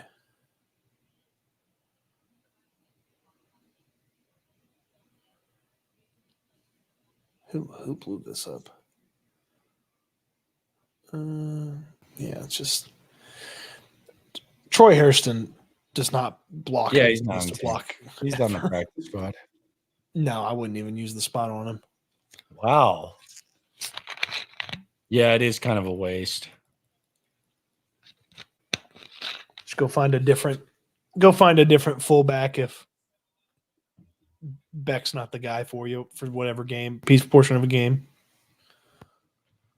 Nah, I just use the tight ends.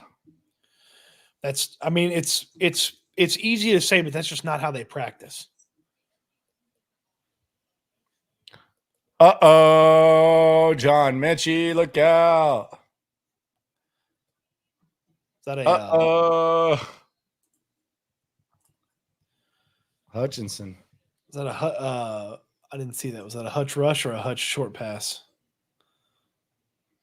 Little Right Bobby Slowick can't help himself, right? He loves that play, man. Bobby He loves Slowick that play. can't help himself, right? Is what that was. He loves that play. Why is it that whenever a player sucks, they say he should be traded? It's like, for who? Like, what is the value? Texans should trade Pierce for who, my friend? Steve, who?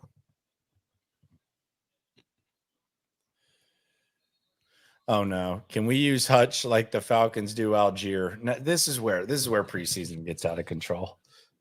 My favorite is because the thing I get asked like once a week is, hey, why if we're keeping Ben Skoranek at wide receiver, why keep a fullback? Because Skoranek can play fullback. And I'm like, okay. No, he can't. Like, they line him up at fullback and throw him the ball, but they're not going to ask him to lead block. Yeah, Fairbairn might lead block as good as Skoranek. He's like, he cannot do what you think he can do. Yeah, that was a weird thing that got around where there's like, dude, even when Akers should lose 2, he gains 2. Like it's a big difference. And look, the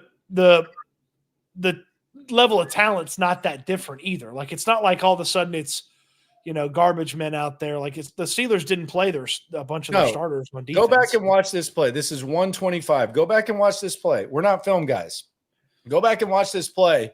No, I know what you're saying. That Dameon Pierce, like he lowers his shoulder, he falls forward, and he's still ready to go, man. Like, and I'm not even saying it's awesome. Like in a perfect world, they are working this dude. They continue to give him the ball. How many times he touched the ball on this drive? He was the kickoff guy. So kickoff guy, he had a run for 5 yards, a pass for 14 yards, a run for 1 yard, a run for 2 yards, a pass for 2 yards. He had 6 touches on this drive. That's a scoring drive. Yeah, he's and in an ideal situation, it's not like Cam Akers shouldn't even be in the discussion, but he's in the discussion here. It's really, I mean, he was not good in Minnesota last year.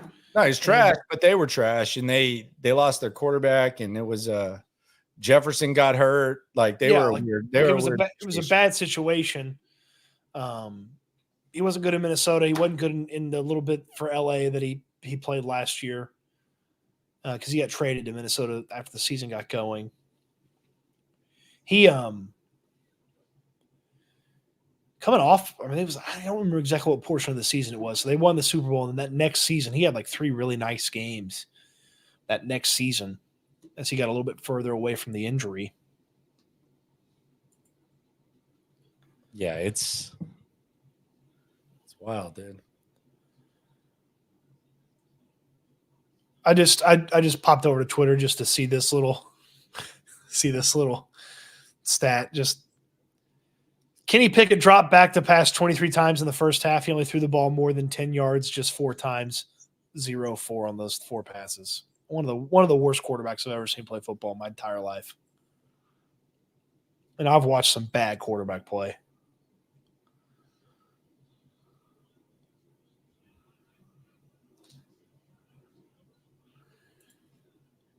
My question about Akers is if he had this, why was he out there? Because he tore his Achilles twice, Stoots. What do you mean? Why was he out there? Well, no, I mean, obviously, but like nobody else thought to just have him come in for a workout and see if he could get into the equation. There's an alternate reality where Mixon doesn't get hurt and they probably never bring Akers in.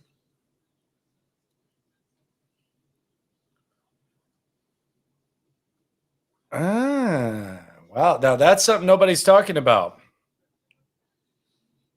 Because I mean, I felt like he was brought in as a camp body initially, and that probably is not going to be the case. He probably has a little bit more to him than just the camp body designation.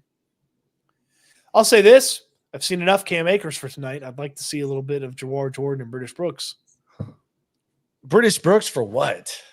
What do you need to see? I want to see if Akers can do his thing, man. They're evaluating the hell out of him, dude. Six touches on a drive, including a kickoff.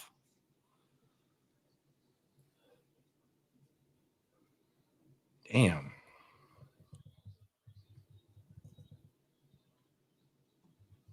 You're making that note for Houston football.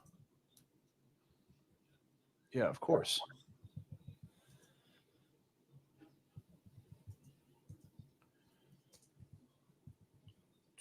To 6.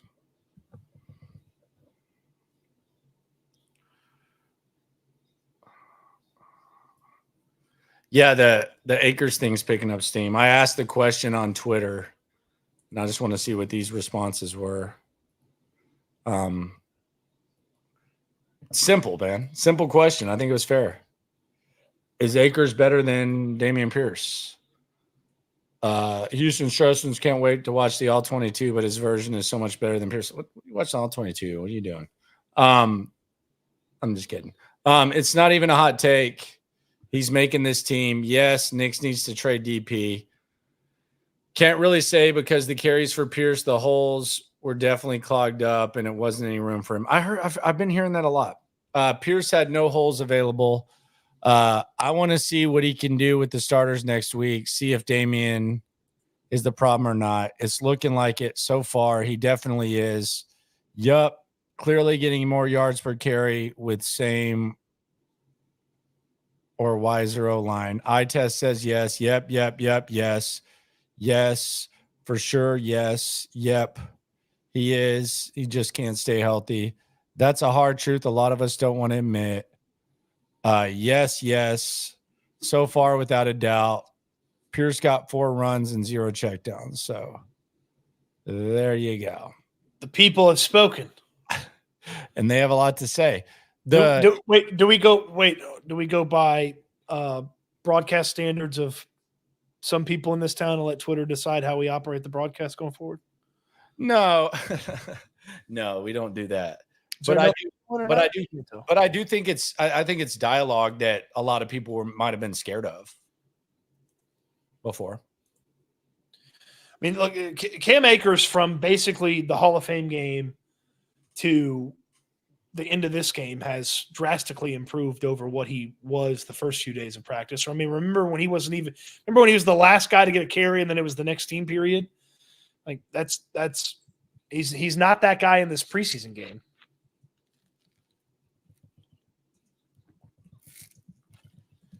So what's the line about nice guys? Nice guys finish last? Yeah, so this is my theme. This would be my theme. This would be my radio segment tomorrow. I would do a corny ass like nice guys finish last type of thing, and then I would put this up. It was a bad night for nice guys, man. Metchie and Pierce. They're nice guys, dude. People got a lot of good things to say about them. Are they going to finish last? Are Dameon Pierce and John Metchie, who are loved in that locker room, revered, despite disappointing year twos, disappointing-ish. Nice guy's going to finish last. It's potential for that. Bad night for nice guys, man. Somebody asked a good question. Do you keep putting Pierce with the ones and hope that he shows something, or do you want to see what somebody else can do? It's a good question by Nick. There's a chance that next Saturday when the Giants are in town that Joe Mixon's back. It feels like he is not that far away. So if Mixon's back, then Pierce is not getting reps with the ones at all. It will be Joe Mixon. So then the question you have to ask yourself is, do you give Pierce the reps with the twos, or do you give Akers the reps with the twos? H-Town TD, God, you're the man. Is Dameon Pierce the next Steve Slayton? Check their stats. Very similar. Looking like the one season wonder Stoots Mania mentioned. Take it away. I mean, Steve Slayton was incredible. The problem with Steve Slayton is he got some bad advice and he came back much heavier. Like, people were worried about his durability. He came back much heavier his second year, and he just wasn't. I mean, he rushed for nearly 1,300 yards his rookie year and had 9 touchdowns. There you go, Kenny. That's the way to stay with it. My bad. And the next year he had 437 yards with 3 touchdowns, and then he was out of football shortly after that. So like, look, again, there are hundreds of guys who have 1 year of good success running the football and can't ever figure it out to a large degree. Like the NFL is littered with guys like that. And there's a chance that Pierce is indeed in the Steve Slayton vein of things. Is Pierce better than Dominic Davis? Hell no. Hell no. I would take Dominic Davis on this team. I would take Dominic Davis on this team. All right, I'd take Dominic Davis. I'd take Dominic Williams. Either one of them. Whichever you want to go by, sir. Yeah. Steve Slayton ended up becoming a chef, by the way. Really? Mm-hmm. Worked at, if I'm not mistaken, worked at Uchi for a while. Do you watch, do you know who Chef Tobias is? Mm-hmm. Yeah, I think he's cooked for Andre before. Oh, really? Yeah, I think they're tight. Well, it's not. It was originally this Sunday, but it got moved to next Sunday. Kraft Pita's Rafi is going to be on Alex versus America. Yeah, we were going to watch that the other day. Shout out to Kraft Pita. By the way, John Metchie, big Kraft Pita guy. Yes, he is. David Garcia, appreciate you, my friend. Stoots, appreciate you. Pierce should get the same treatment as Metchie. Where is my white hat, brother? Stoots, did you promise a hat and not give it to my man here? No, I got the blue hats for the people. I got red hats for the people. And we're still in the research and development on the white hats. Okay. Still in the research and development on the white hats. What is a research and development process? You get the hat and you put the logo on a couple of different hats to see how it looks. And Toto played. He was actually in the backfield on, I think, Hunter's sack or something else. He was there for a TFL Okay. or around a TFL. Okay. David, thank you for the super chat, and we'll work on those white hats for you. Appreciate you, David. Boom, boom. I mean, look, it's not going to be a surprise if you tell me in a couple of weeks Dameon Pierce gets cut. It shouldn't be. It will feel surprising to some people, but it should not be. I actually think it's kind of appropriate. Like it shows growth as an organization, by the way, to not hold on to guys that, to not hold on to potential and worry about 2024. Yeah. Stranger things have happened and things that make less sense. I would like, if it's not gonna, because with how much we talk about Dameon Pierce, and I've talked about how motivational he is as a human being and as a young man, because I don't see how he has the wherewithal and the maturity that he does. There hasn't been much buzz for me about him as a football player. Like, he looks better. I've said that he looks better, but as far as like looking out there and seeing something like Dameon Pierce looking great, I really haven't seen that. I can't tell you that, and I've been in every day of training camp. I can't tell you that there's a day where I've said for sure Dameon Pierce is the best running back on the field that day. No, Dari's been better. Dari's been like light years better. There have been days where Dari's better. There's been days where Jawar Jordan was better. Jawar Jordan day 3 or 4. There's been days where JJ Taylor has been better. Like, I can't tell you a training camp practice where I've walked away and 31 was the best running back that day. B Jizzle. GD, I love this time of year. Football and baseball on 2 H-Town teams competing. Hell yeah. Appreciate you, my friend. This is where business starts to pick up. You get through the dark days, and then you do have the baseball. And it's not just baseball. It's go time. It's baseball. And you got the football. You're intensifying. Your fantasy draft's about to happen. It's about to get cooler. You're hot as hell. Like, you're just kind of like, man, where's the damn fall weather? This is a good time. By the way, I think I'm turning into more of a fall guy. I think it's the gardening that I've picked up, Stoots, has made me like to where the hot weather, it makes it very difficult. Well, hot weather's hell on your plants if you're out here gardening. Yeah, I'm learning that, man. That's hell on your plants. It's that bird life, bro. What did you plant? In our front yard, we've planted a couple things. Like, did you plant vegetables? Did you plant flowers? Did you plant trees? What did you plant? The wife plants flowers, but I just plant like shrubs and flowers and stuff. Yeah. Yes. What are shrubs? Shrubs? Oh, shrubs. What time are you leaving for the draft tomorrow? 6 a.m. Oh, wow. Okay. I'm going to call the over. All right, that's fine. You can do whatever the hell you want. It's up over. I've had to take care of so many things as the assistant commissioner, basically. Like what? Had to make sure the draft board's there. Had to find us the spot to draft this year. Making sure everybody's bringing you food had to and find the such. spot, or someone volunteered openly? I mean, I had to put it in your. You taking credit for that? I had to put it in your brain. That sounds like a hack radio host taking credit for Nick Wright being a star. It's when he was the toast of Syracuse and like went to Kansas City. That's what that sounds like. I said, Malone can host next year. And you said, oh, really? And I was like, yeah, he's been wanting to host. You're like, well, let's do it. Tell him. Okay.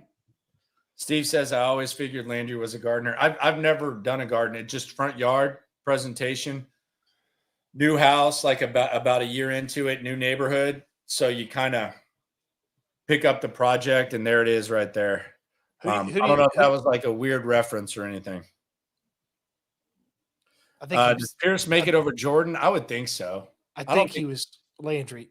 I think you missed the Gardner, No, I get it. I think he was making a weed joke. Ah, okay. Who do you think Quintez Cephas bet on tonight? He took the under for sure. There's no doubt he took the under because he's a smart bettor. He's experienced. Sorry for missing the green joke, man. High-grade marijuana called Kush on the streets. Oh, Did you man. know what that was? Now I Me do. neither. Oh, God. Vandermeer can't even stand up for the broadcast. I know he usually likes to stand up. He probably was standing and then had to sit down. after Johnny that. Johnson. Good God.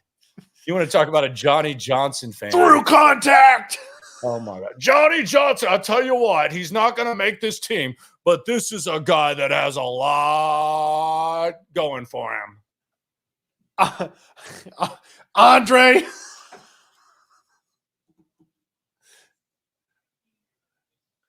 Here comes Cody Stoots, boy. I just D'Amico said he had the best week of practice so far in training camp this week in Cleveland. Man, he is small, dude. It's when him and British Brooks stand next to each other, they really look like they play different positions. Yeah, he is small. I want that D'Amico shirt bad. Dude, the gear is clearly The black. D'Amico shirt is nasty. That It's is not blue. filthy. Clearly black. Oh, what's that? Oh, vision. Oh, hit the hole. Oh, 11 yards. Yep. Go ahead and put it up. Is Gerard Jordan better than Damian Pierce?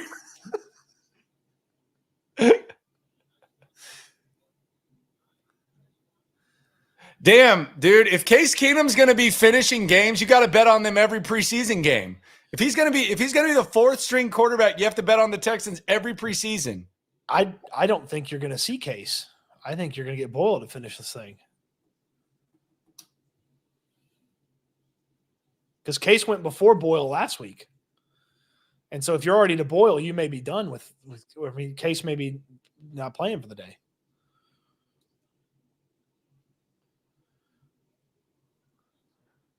I love when is he done or what? Like, is Case? Are they through? I mean, Case Keenum still has usefulness to this because team. he's out there, brother. Keenum's out there now. Yes, I thought it was still Boyle.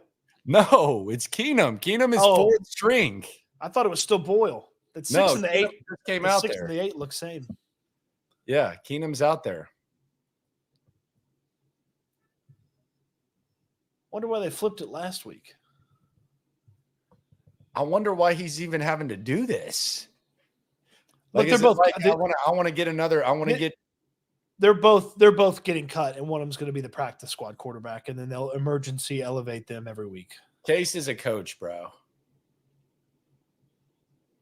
Case is a coach. You can have him do that from the practice squad and be the emergency QB. Yeah, that's fair. Or you could just keep the better quarterback and have him just be a coach. I don't. What you mean, like on the 53? Boyle's better than him. I don't think so. I don't think he's better. I think he's physically ahead of Case, but as far as what to do with the football, it's not even close. Okay.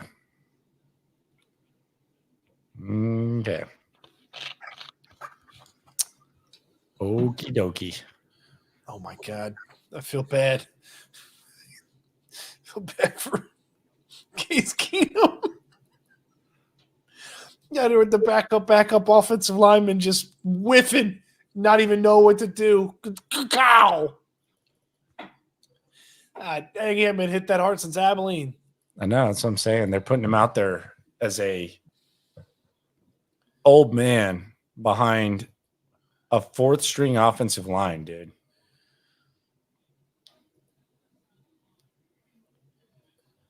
I mean, think about that, dude. Quintez Cephas and Case Keenum might be best friends if Keenum's out here helping him win some bets. Well, the what was the over under was 39.5. Getting tight here. There's Quintez. He might have taken the over. Yeah, he's got the over. Damn, for that effort. Good Lord. He's in it. Look at him. Damn, he wanted that.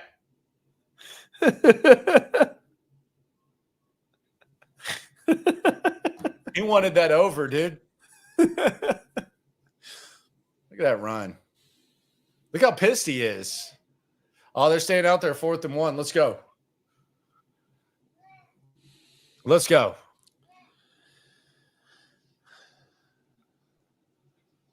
Man.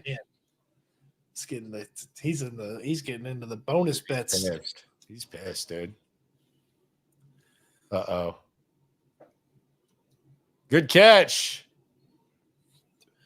If you're sitting here with he's got the over. If you're sitting here with 39 and a half, go for 2, man. You're sitting here up too. Look at that catch.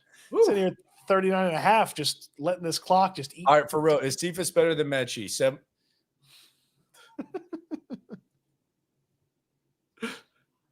That's gonna be the new bit. Is blank better than Metchie? Is blank better than Pierce? I don't even know if it's a bit. Is it a bit? Well, with like Cephas, it is. Like, is it? Yeah, it is. He's better than Cephas. Is Jordan better than Pierce? He's got better vision, I feel like. He just rattled off a 6-yard carry. When was the last time Damian ran the ball for 6 yards? Oh, they want this to be as close to the last possession as possible.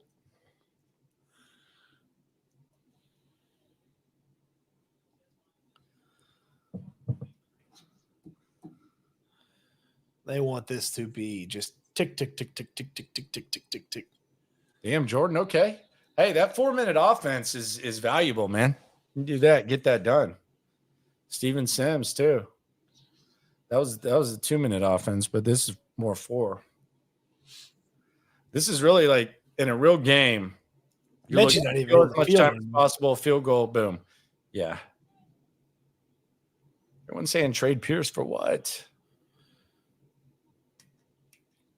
Guys have to have value. What's up, Cephas? God, Cephas is pissed. They're using too much time. He needs a kickoff return for a touchdown to get the interference, man. Throw the damn flag, ref. Put your hand in your pocket. These Zebras have been terrible tonight. Weak ass. Thank you, D'Amico. Field goal. Oh, is Cephas kicking Chris Boyd in the leg? What do you do? Are you trying to Tanya Harding him? What's that about? Trying to make it to where Pittsburgh can score and get the over? What the hell's wrong with you? Hey, what are we doing here, Kaimi?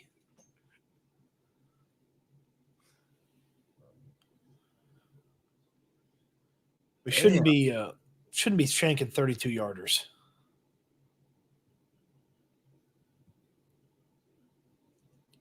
Somebody else got the under too. No, they're making him freaking kick off, dude. They're making him like aim. So he can't kick field goals because he does kickoffs now? Yeah, because they're making him like wedge, man. They're making him like move his leg different. Oh, kick it out of the end zone, man. Kick it out of the damn end zone. Uh-oh, we have a new hot take. Is Dare better than Kaimi?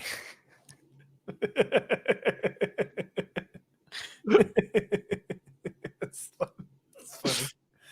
That's a good one. Shout out to Goatson for that one. That was funny. Dom, man. So now Pittsburgh is gotta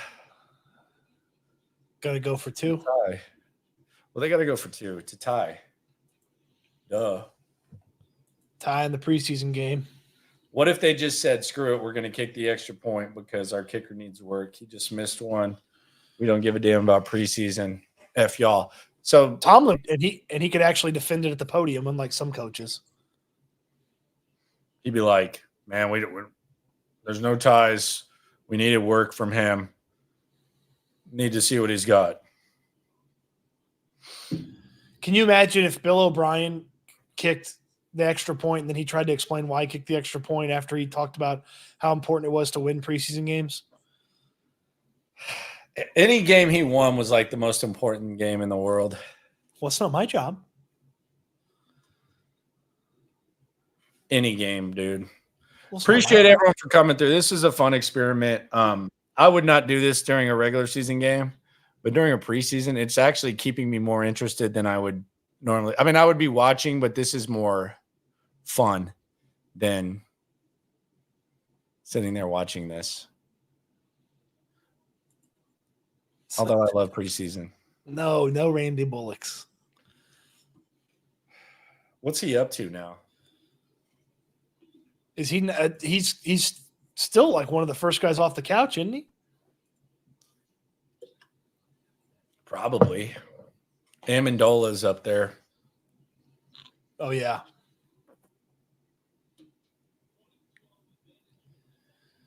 Boy, so Need that shirt, bro. So did Skoranek get shut out tonight? Yes. He had the drop, and then he had the play right after that up the right sidelines. Yeah, three targets, no catches, a drop included. Okay, Damian Pierce on the broadcast. Let me see what he has to say. Shout out to Pittsburgh. My boy Joseph. He says he's out there. I'm only able to get that broadcast out there in Annapolis. Oh, Annapolis. Announcers have been getting Fairbairn's name wrong. It happens, man. It happens. Damian Pierce getting an interview. Talked about going back to college.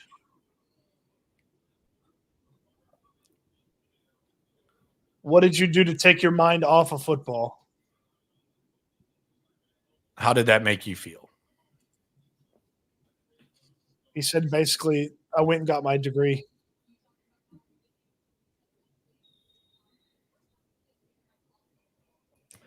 Shout out to David for being here. Yeah, we're going deep. We're going strong on here. For sure. Appreciate you for coming through. Dude, come on, dude. Did you read this question for me? He's clearly joking. No, but read it. Is Yankee the next Cooper Cup? Race car! Someone says, bro may need that degree. Come on, man. That's hurtful. Damn. That's hurtful, man. Damn.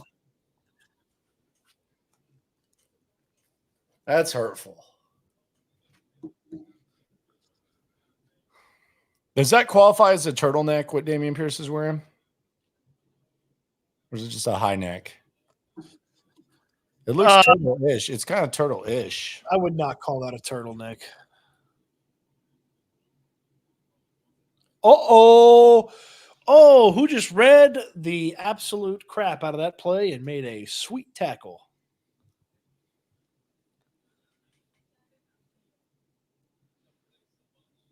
There he is. Thule Mania. Thule Mania. That's that honky effort right there. It don't stop, baby. It don't stop, baby. Is Thule Mormon? I believe so. He's 26 years old. Okay, so he went on the Mormon mission. I believe so, yes. Are you positive?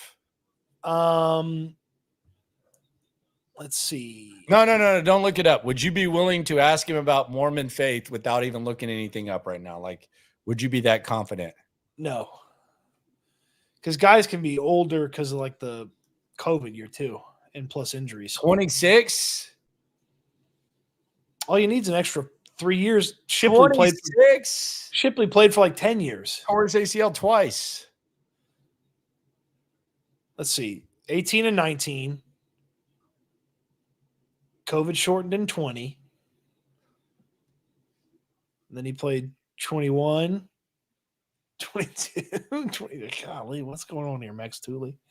Hey, can you hold on for a sec? I'm going to go downstairs real quick. Yeah, sure.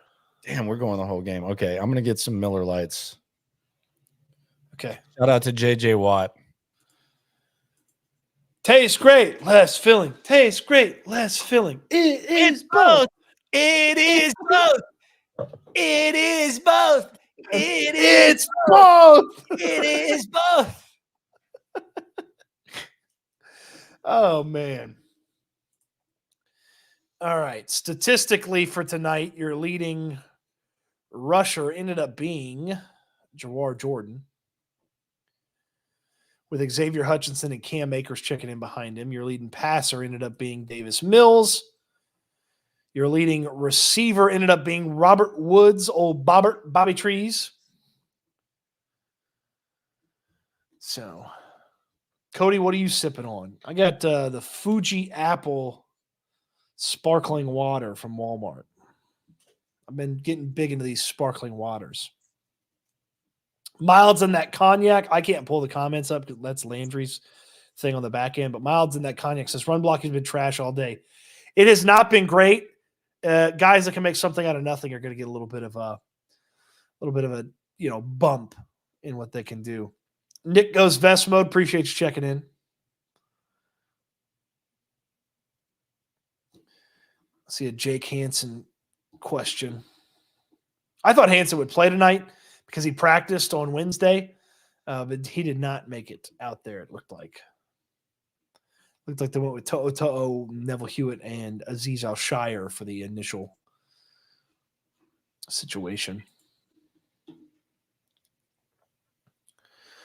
Trade Metch for Tank's buddies. Oh, come on, Tony V. Come on. Joseph making an old guy oxygen joke. Hey, there's my guy Jay on the broadcast. What's up, big dog?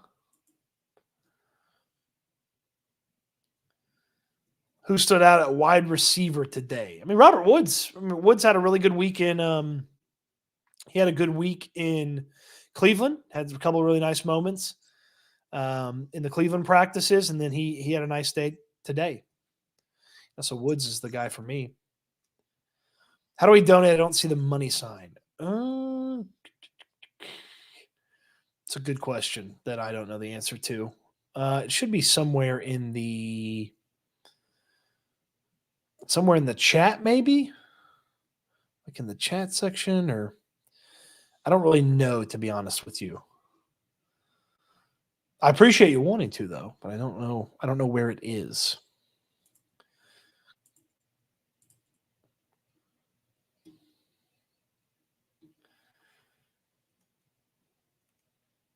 It is both.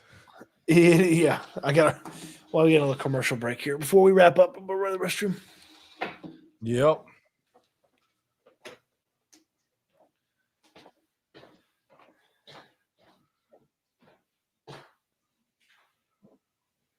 All right, so here we go. Let's just finish this off, baby. Let's get that under. And we already got that first half dub. So it's ready. Someone says Cade Stover looked good. He looks okay. I mean, he doesn't look bad. He looks good, yeah. I think he's a useful player. I think the tight end position's actually pretty decent for the Texans with Schultz, Stover, and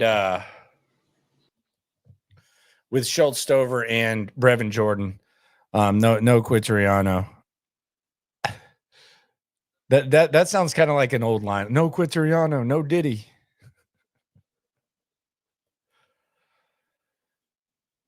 Dell is better than Ayuk. It's kind of disrespectful, man. I like Dell. He could end up being better, but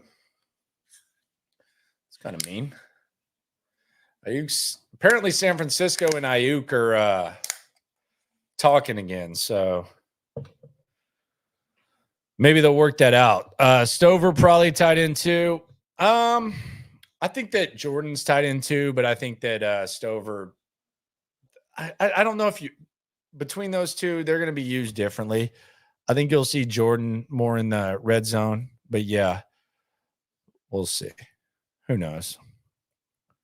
He was on pace for 1,200, 10 plus 10 TDs. Yeah, on pace is great. I mean, I don't really know, like on pace for sure. Yeah. But we don't know. Is he going to be able to stay healthy over the course of an NFL season? You know, it's the first time that we've seen tanks. So on pace, maybe. Who knows? That's going to be an interesting situation. Old man Woods, top receiver tonight. He had a good week this week. mean, he's not going away quietly. You know, they made two decisions that surprised a lot of people.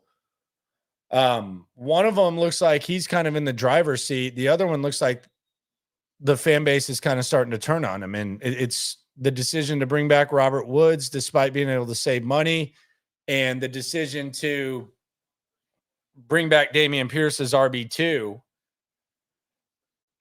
Woods has had a productive camp. Dameon Pierce is everything except actual play on the field is kind of, Stoots is back. What's up? The British Bulldog has finally made his appearance in this game. Oh, wow. You're as excited for an actual British Bulldog matchup. Davey Boy Smith. Derek asked, does he think the Sunday night practice will be padded? I don't believe so. I mean, they have a game tonight, an off day tomorrow, and then back at it on Sunday. I don't believe it's going to be padded, but they like to put in work, so it wouldn't surprise me if they did, but I would say no. That'd be my guess.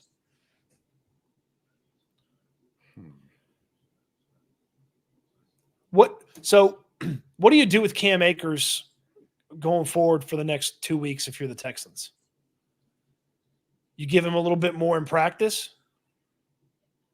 Look, it's not a coincidence that all of a sudden they have him returning kicks.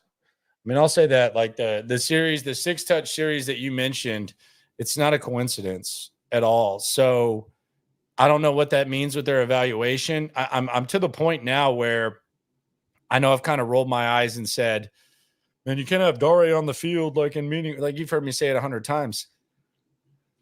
I feel better about him than Dameon Pierce, man. Like they knew what they were doing last year, and they just decided that they were going to run it back with Pierce, and it doesn't seem like it's a thing. It's not like the end of the world. I think you can. It's not like if you would have ignored the corner position or tackle or something like the wide receiver. I think it's easy. The thing about Dameon Pierce right now is, I don't think it's hard to upgrade from him. If he's going to be what he was last year, which was unplayable, I don't think it's hard to upgrade from him.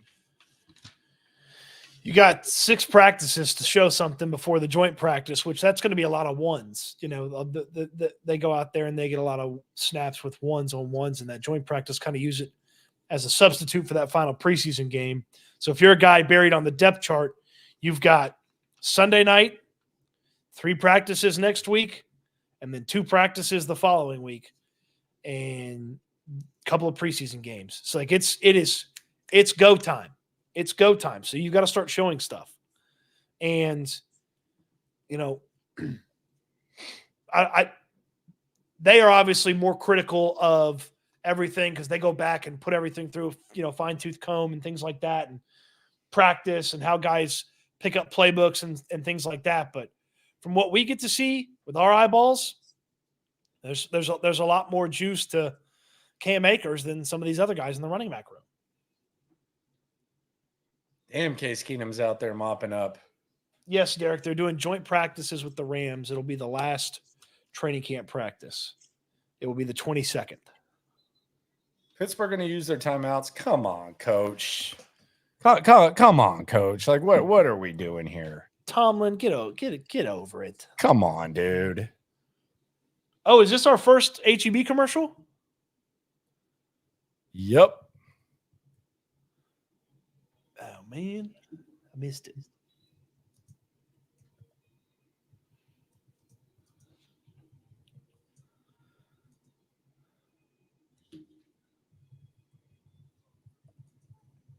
Nope. Yeah. Very average. It was just short, though. Oh, it was one of the little bitty ones.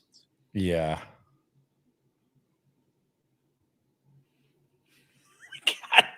We got Brandon in here in the 4th quarter of the second preseason game complaining about the play calls. I love it.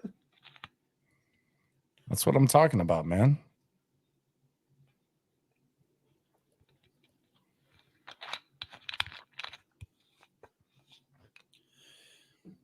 All right, so I am put a note down. You're good at remembering these things. I want to take note of how many times we feel like a series is about to be finished and the Texans score a touchdown on the next play, like what they did with the Tank Dell play today. That's going to happen often, man, with this passing offense. Like we're sitting here and it's like, it's third down, yada, yada, blah, blah. Boop, touchdown. Yes. I'm so disappointed in Mike Tomlin that he used his timeouts. Dude, what is he doing? It's kind of corny, man. I owe it to my guys that are out there. Some of these guys aren't ever going to play football again, so we do not care. Am I supposed to just not even give my best effort and expect them to give their best effort? I can't do that as a coach. Oh yeah, that's yeah. I'm going to ask these guys to go out there and risk their life as players in the National Football League, and some of these guys won't be playing that long. How do you expect me to not treat this like a real game if I'm asking them to do it? John Reese Plumlee doesn't even get in the game. If I'd known that, I probably would have not put him in a Prize Picks entry. Or put Kyle Allen in, I mean. Oh, yeah, please work a little sidelines for us. That'd be great. That's what we all want. God, Tomlin. Who's their OC now? It's Arthur Smith. Oh, that's right. It's Arthur Smith, whose dad created FedEx. Yes, he Have did.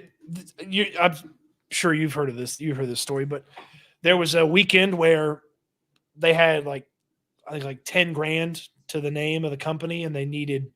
Yeah, he said he went and played poker. They needed a lot more by Monday morning, and they went to Vegas and won it all. Is the legend. Yeah, I don't know if I believe that. I'm gonna need to see some receipts if that's. Yeah, don't know if I believe that. Ollie Gay almost got in there again.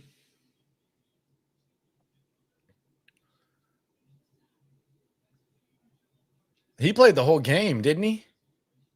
Ollie Gay, I mean, pretty close. He was in there pretty early. Game, man. He's in there pretty early from the end standpoint. Ooh.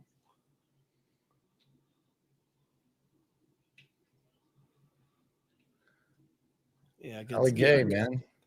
Good hurry up for Kyle Allen. Yeah. You're getting his jersey, aren't you, Ollie Gay? No. Not a Jersey guy. Okay. No way. I thought that. Hell of a keep calling him a big man. What do you? I don't even know what you're talking about. I was talking about getting a jersey, but I don't know what you're talking about. Yeah, I'm not a Jersey guy. Okay, I'm just asking. Just thought maybe you'd make an exception for. I like Matt Burke. I like the Matt Burke version of the D'Amico shirt, which is the darker color. That's trash, dude. It looks pink. I'm like pink. You're an idiot. You don't It even was know pink, bro. You don't know anything. Is it breast cancer month? You don't know anything. That doesn't look pink on the left shoulder. No. Okay. Why don't you ask Helen Keller if you can borrow her glasses, dude? She didn't need glasses. She was blind. You also don't even believe she's real. All right. She definitely wasn't writing books. I'll just be honest. She wasn't writing books and plays. I don't care what anyone says. I'll be honest. I'm not backing out for that. Oh! Wow. They stopped the clock on that? It's okay. Game's over now. Come on, man. That was a game-winning tackle. Oh! Pitt's finest. Brandon. No. Thank you. Thank you. Brandon Hill. MVP of preseason game number 2. And his practice facility is right there.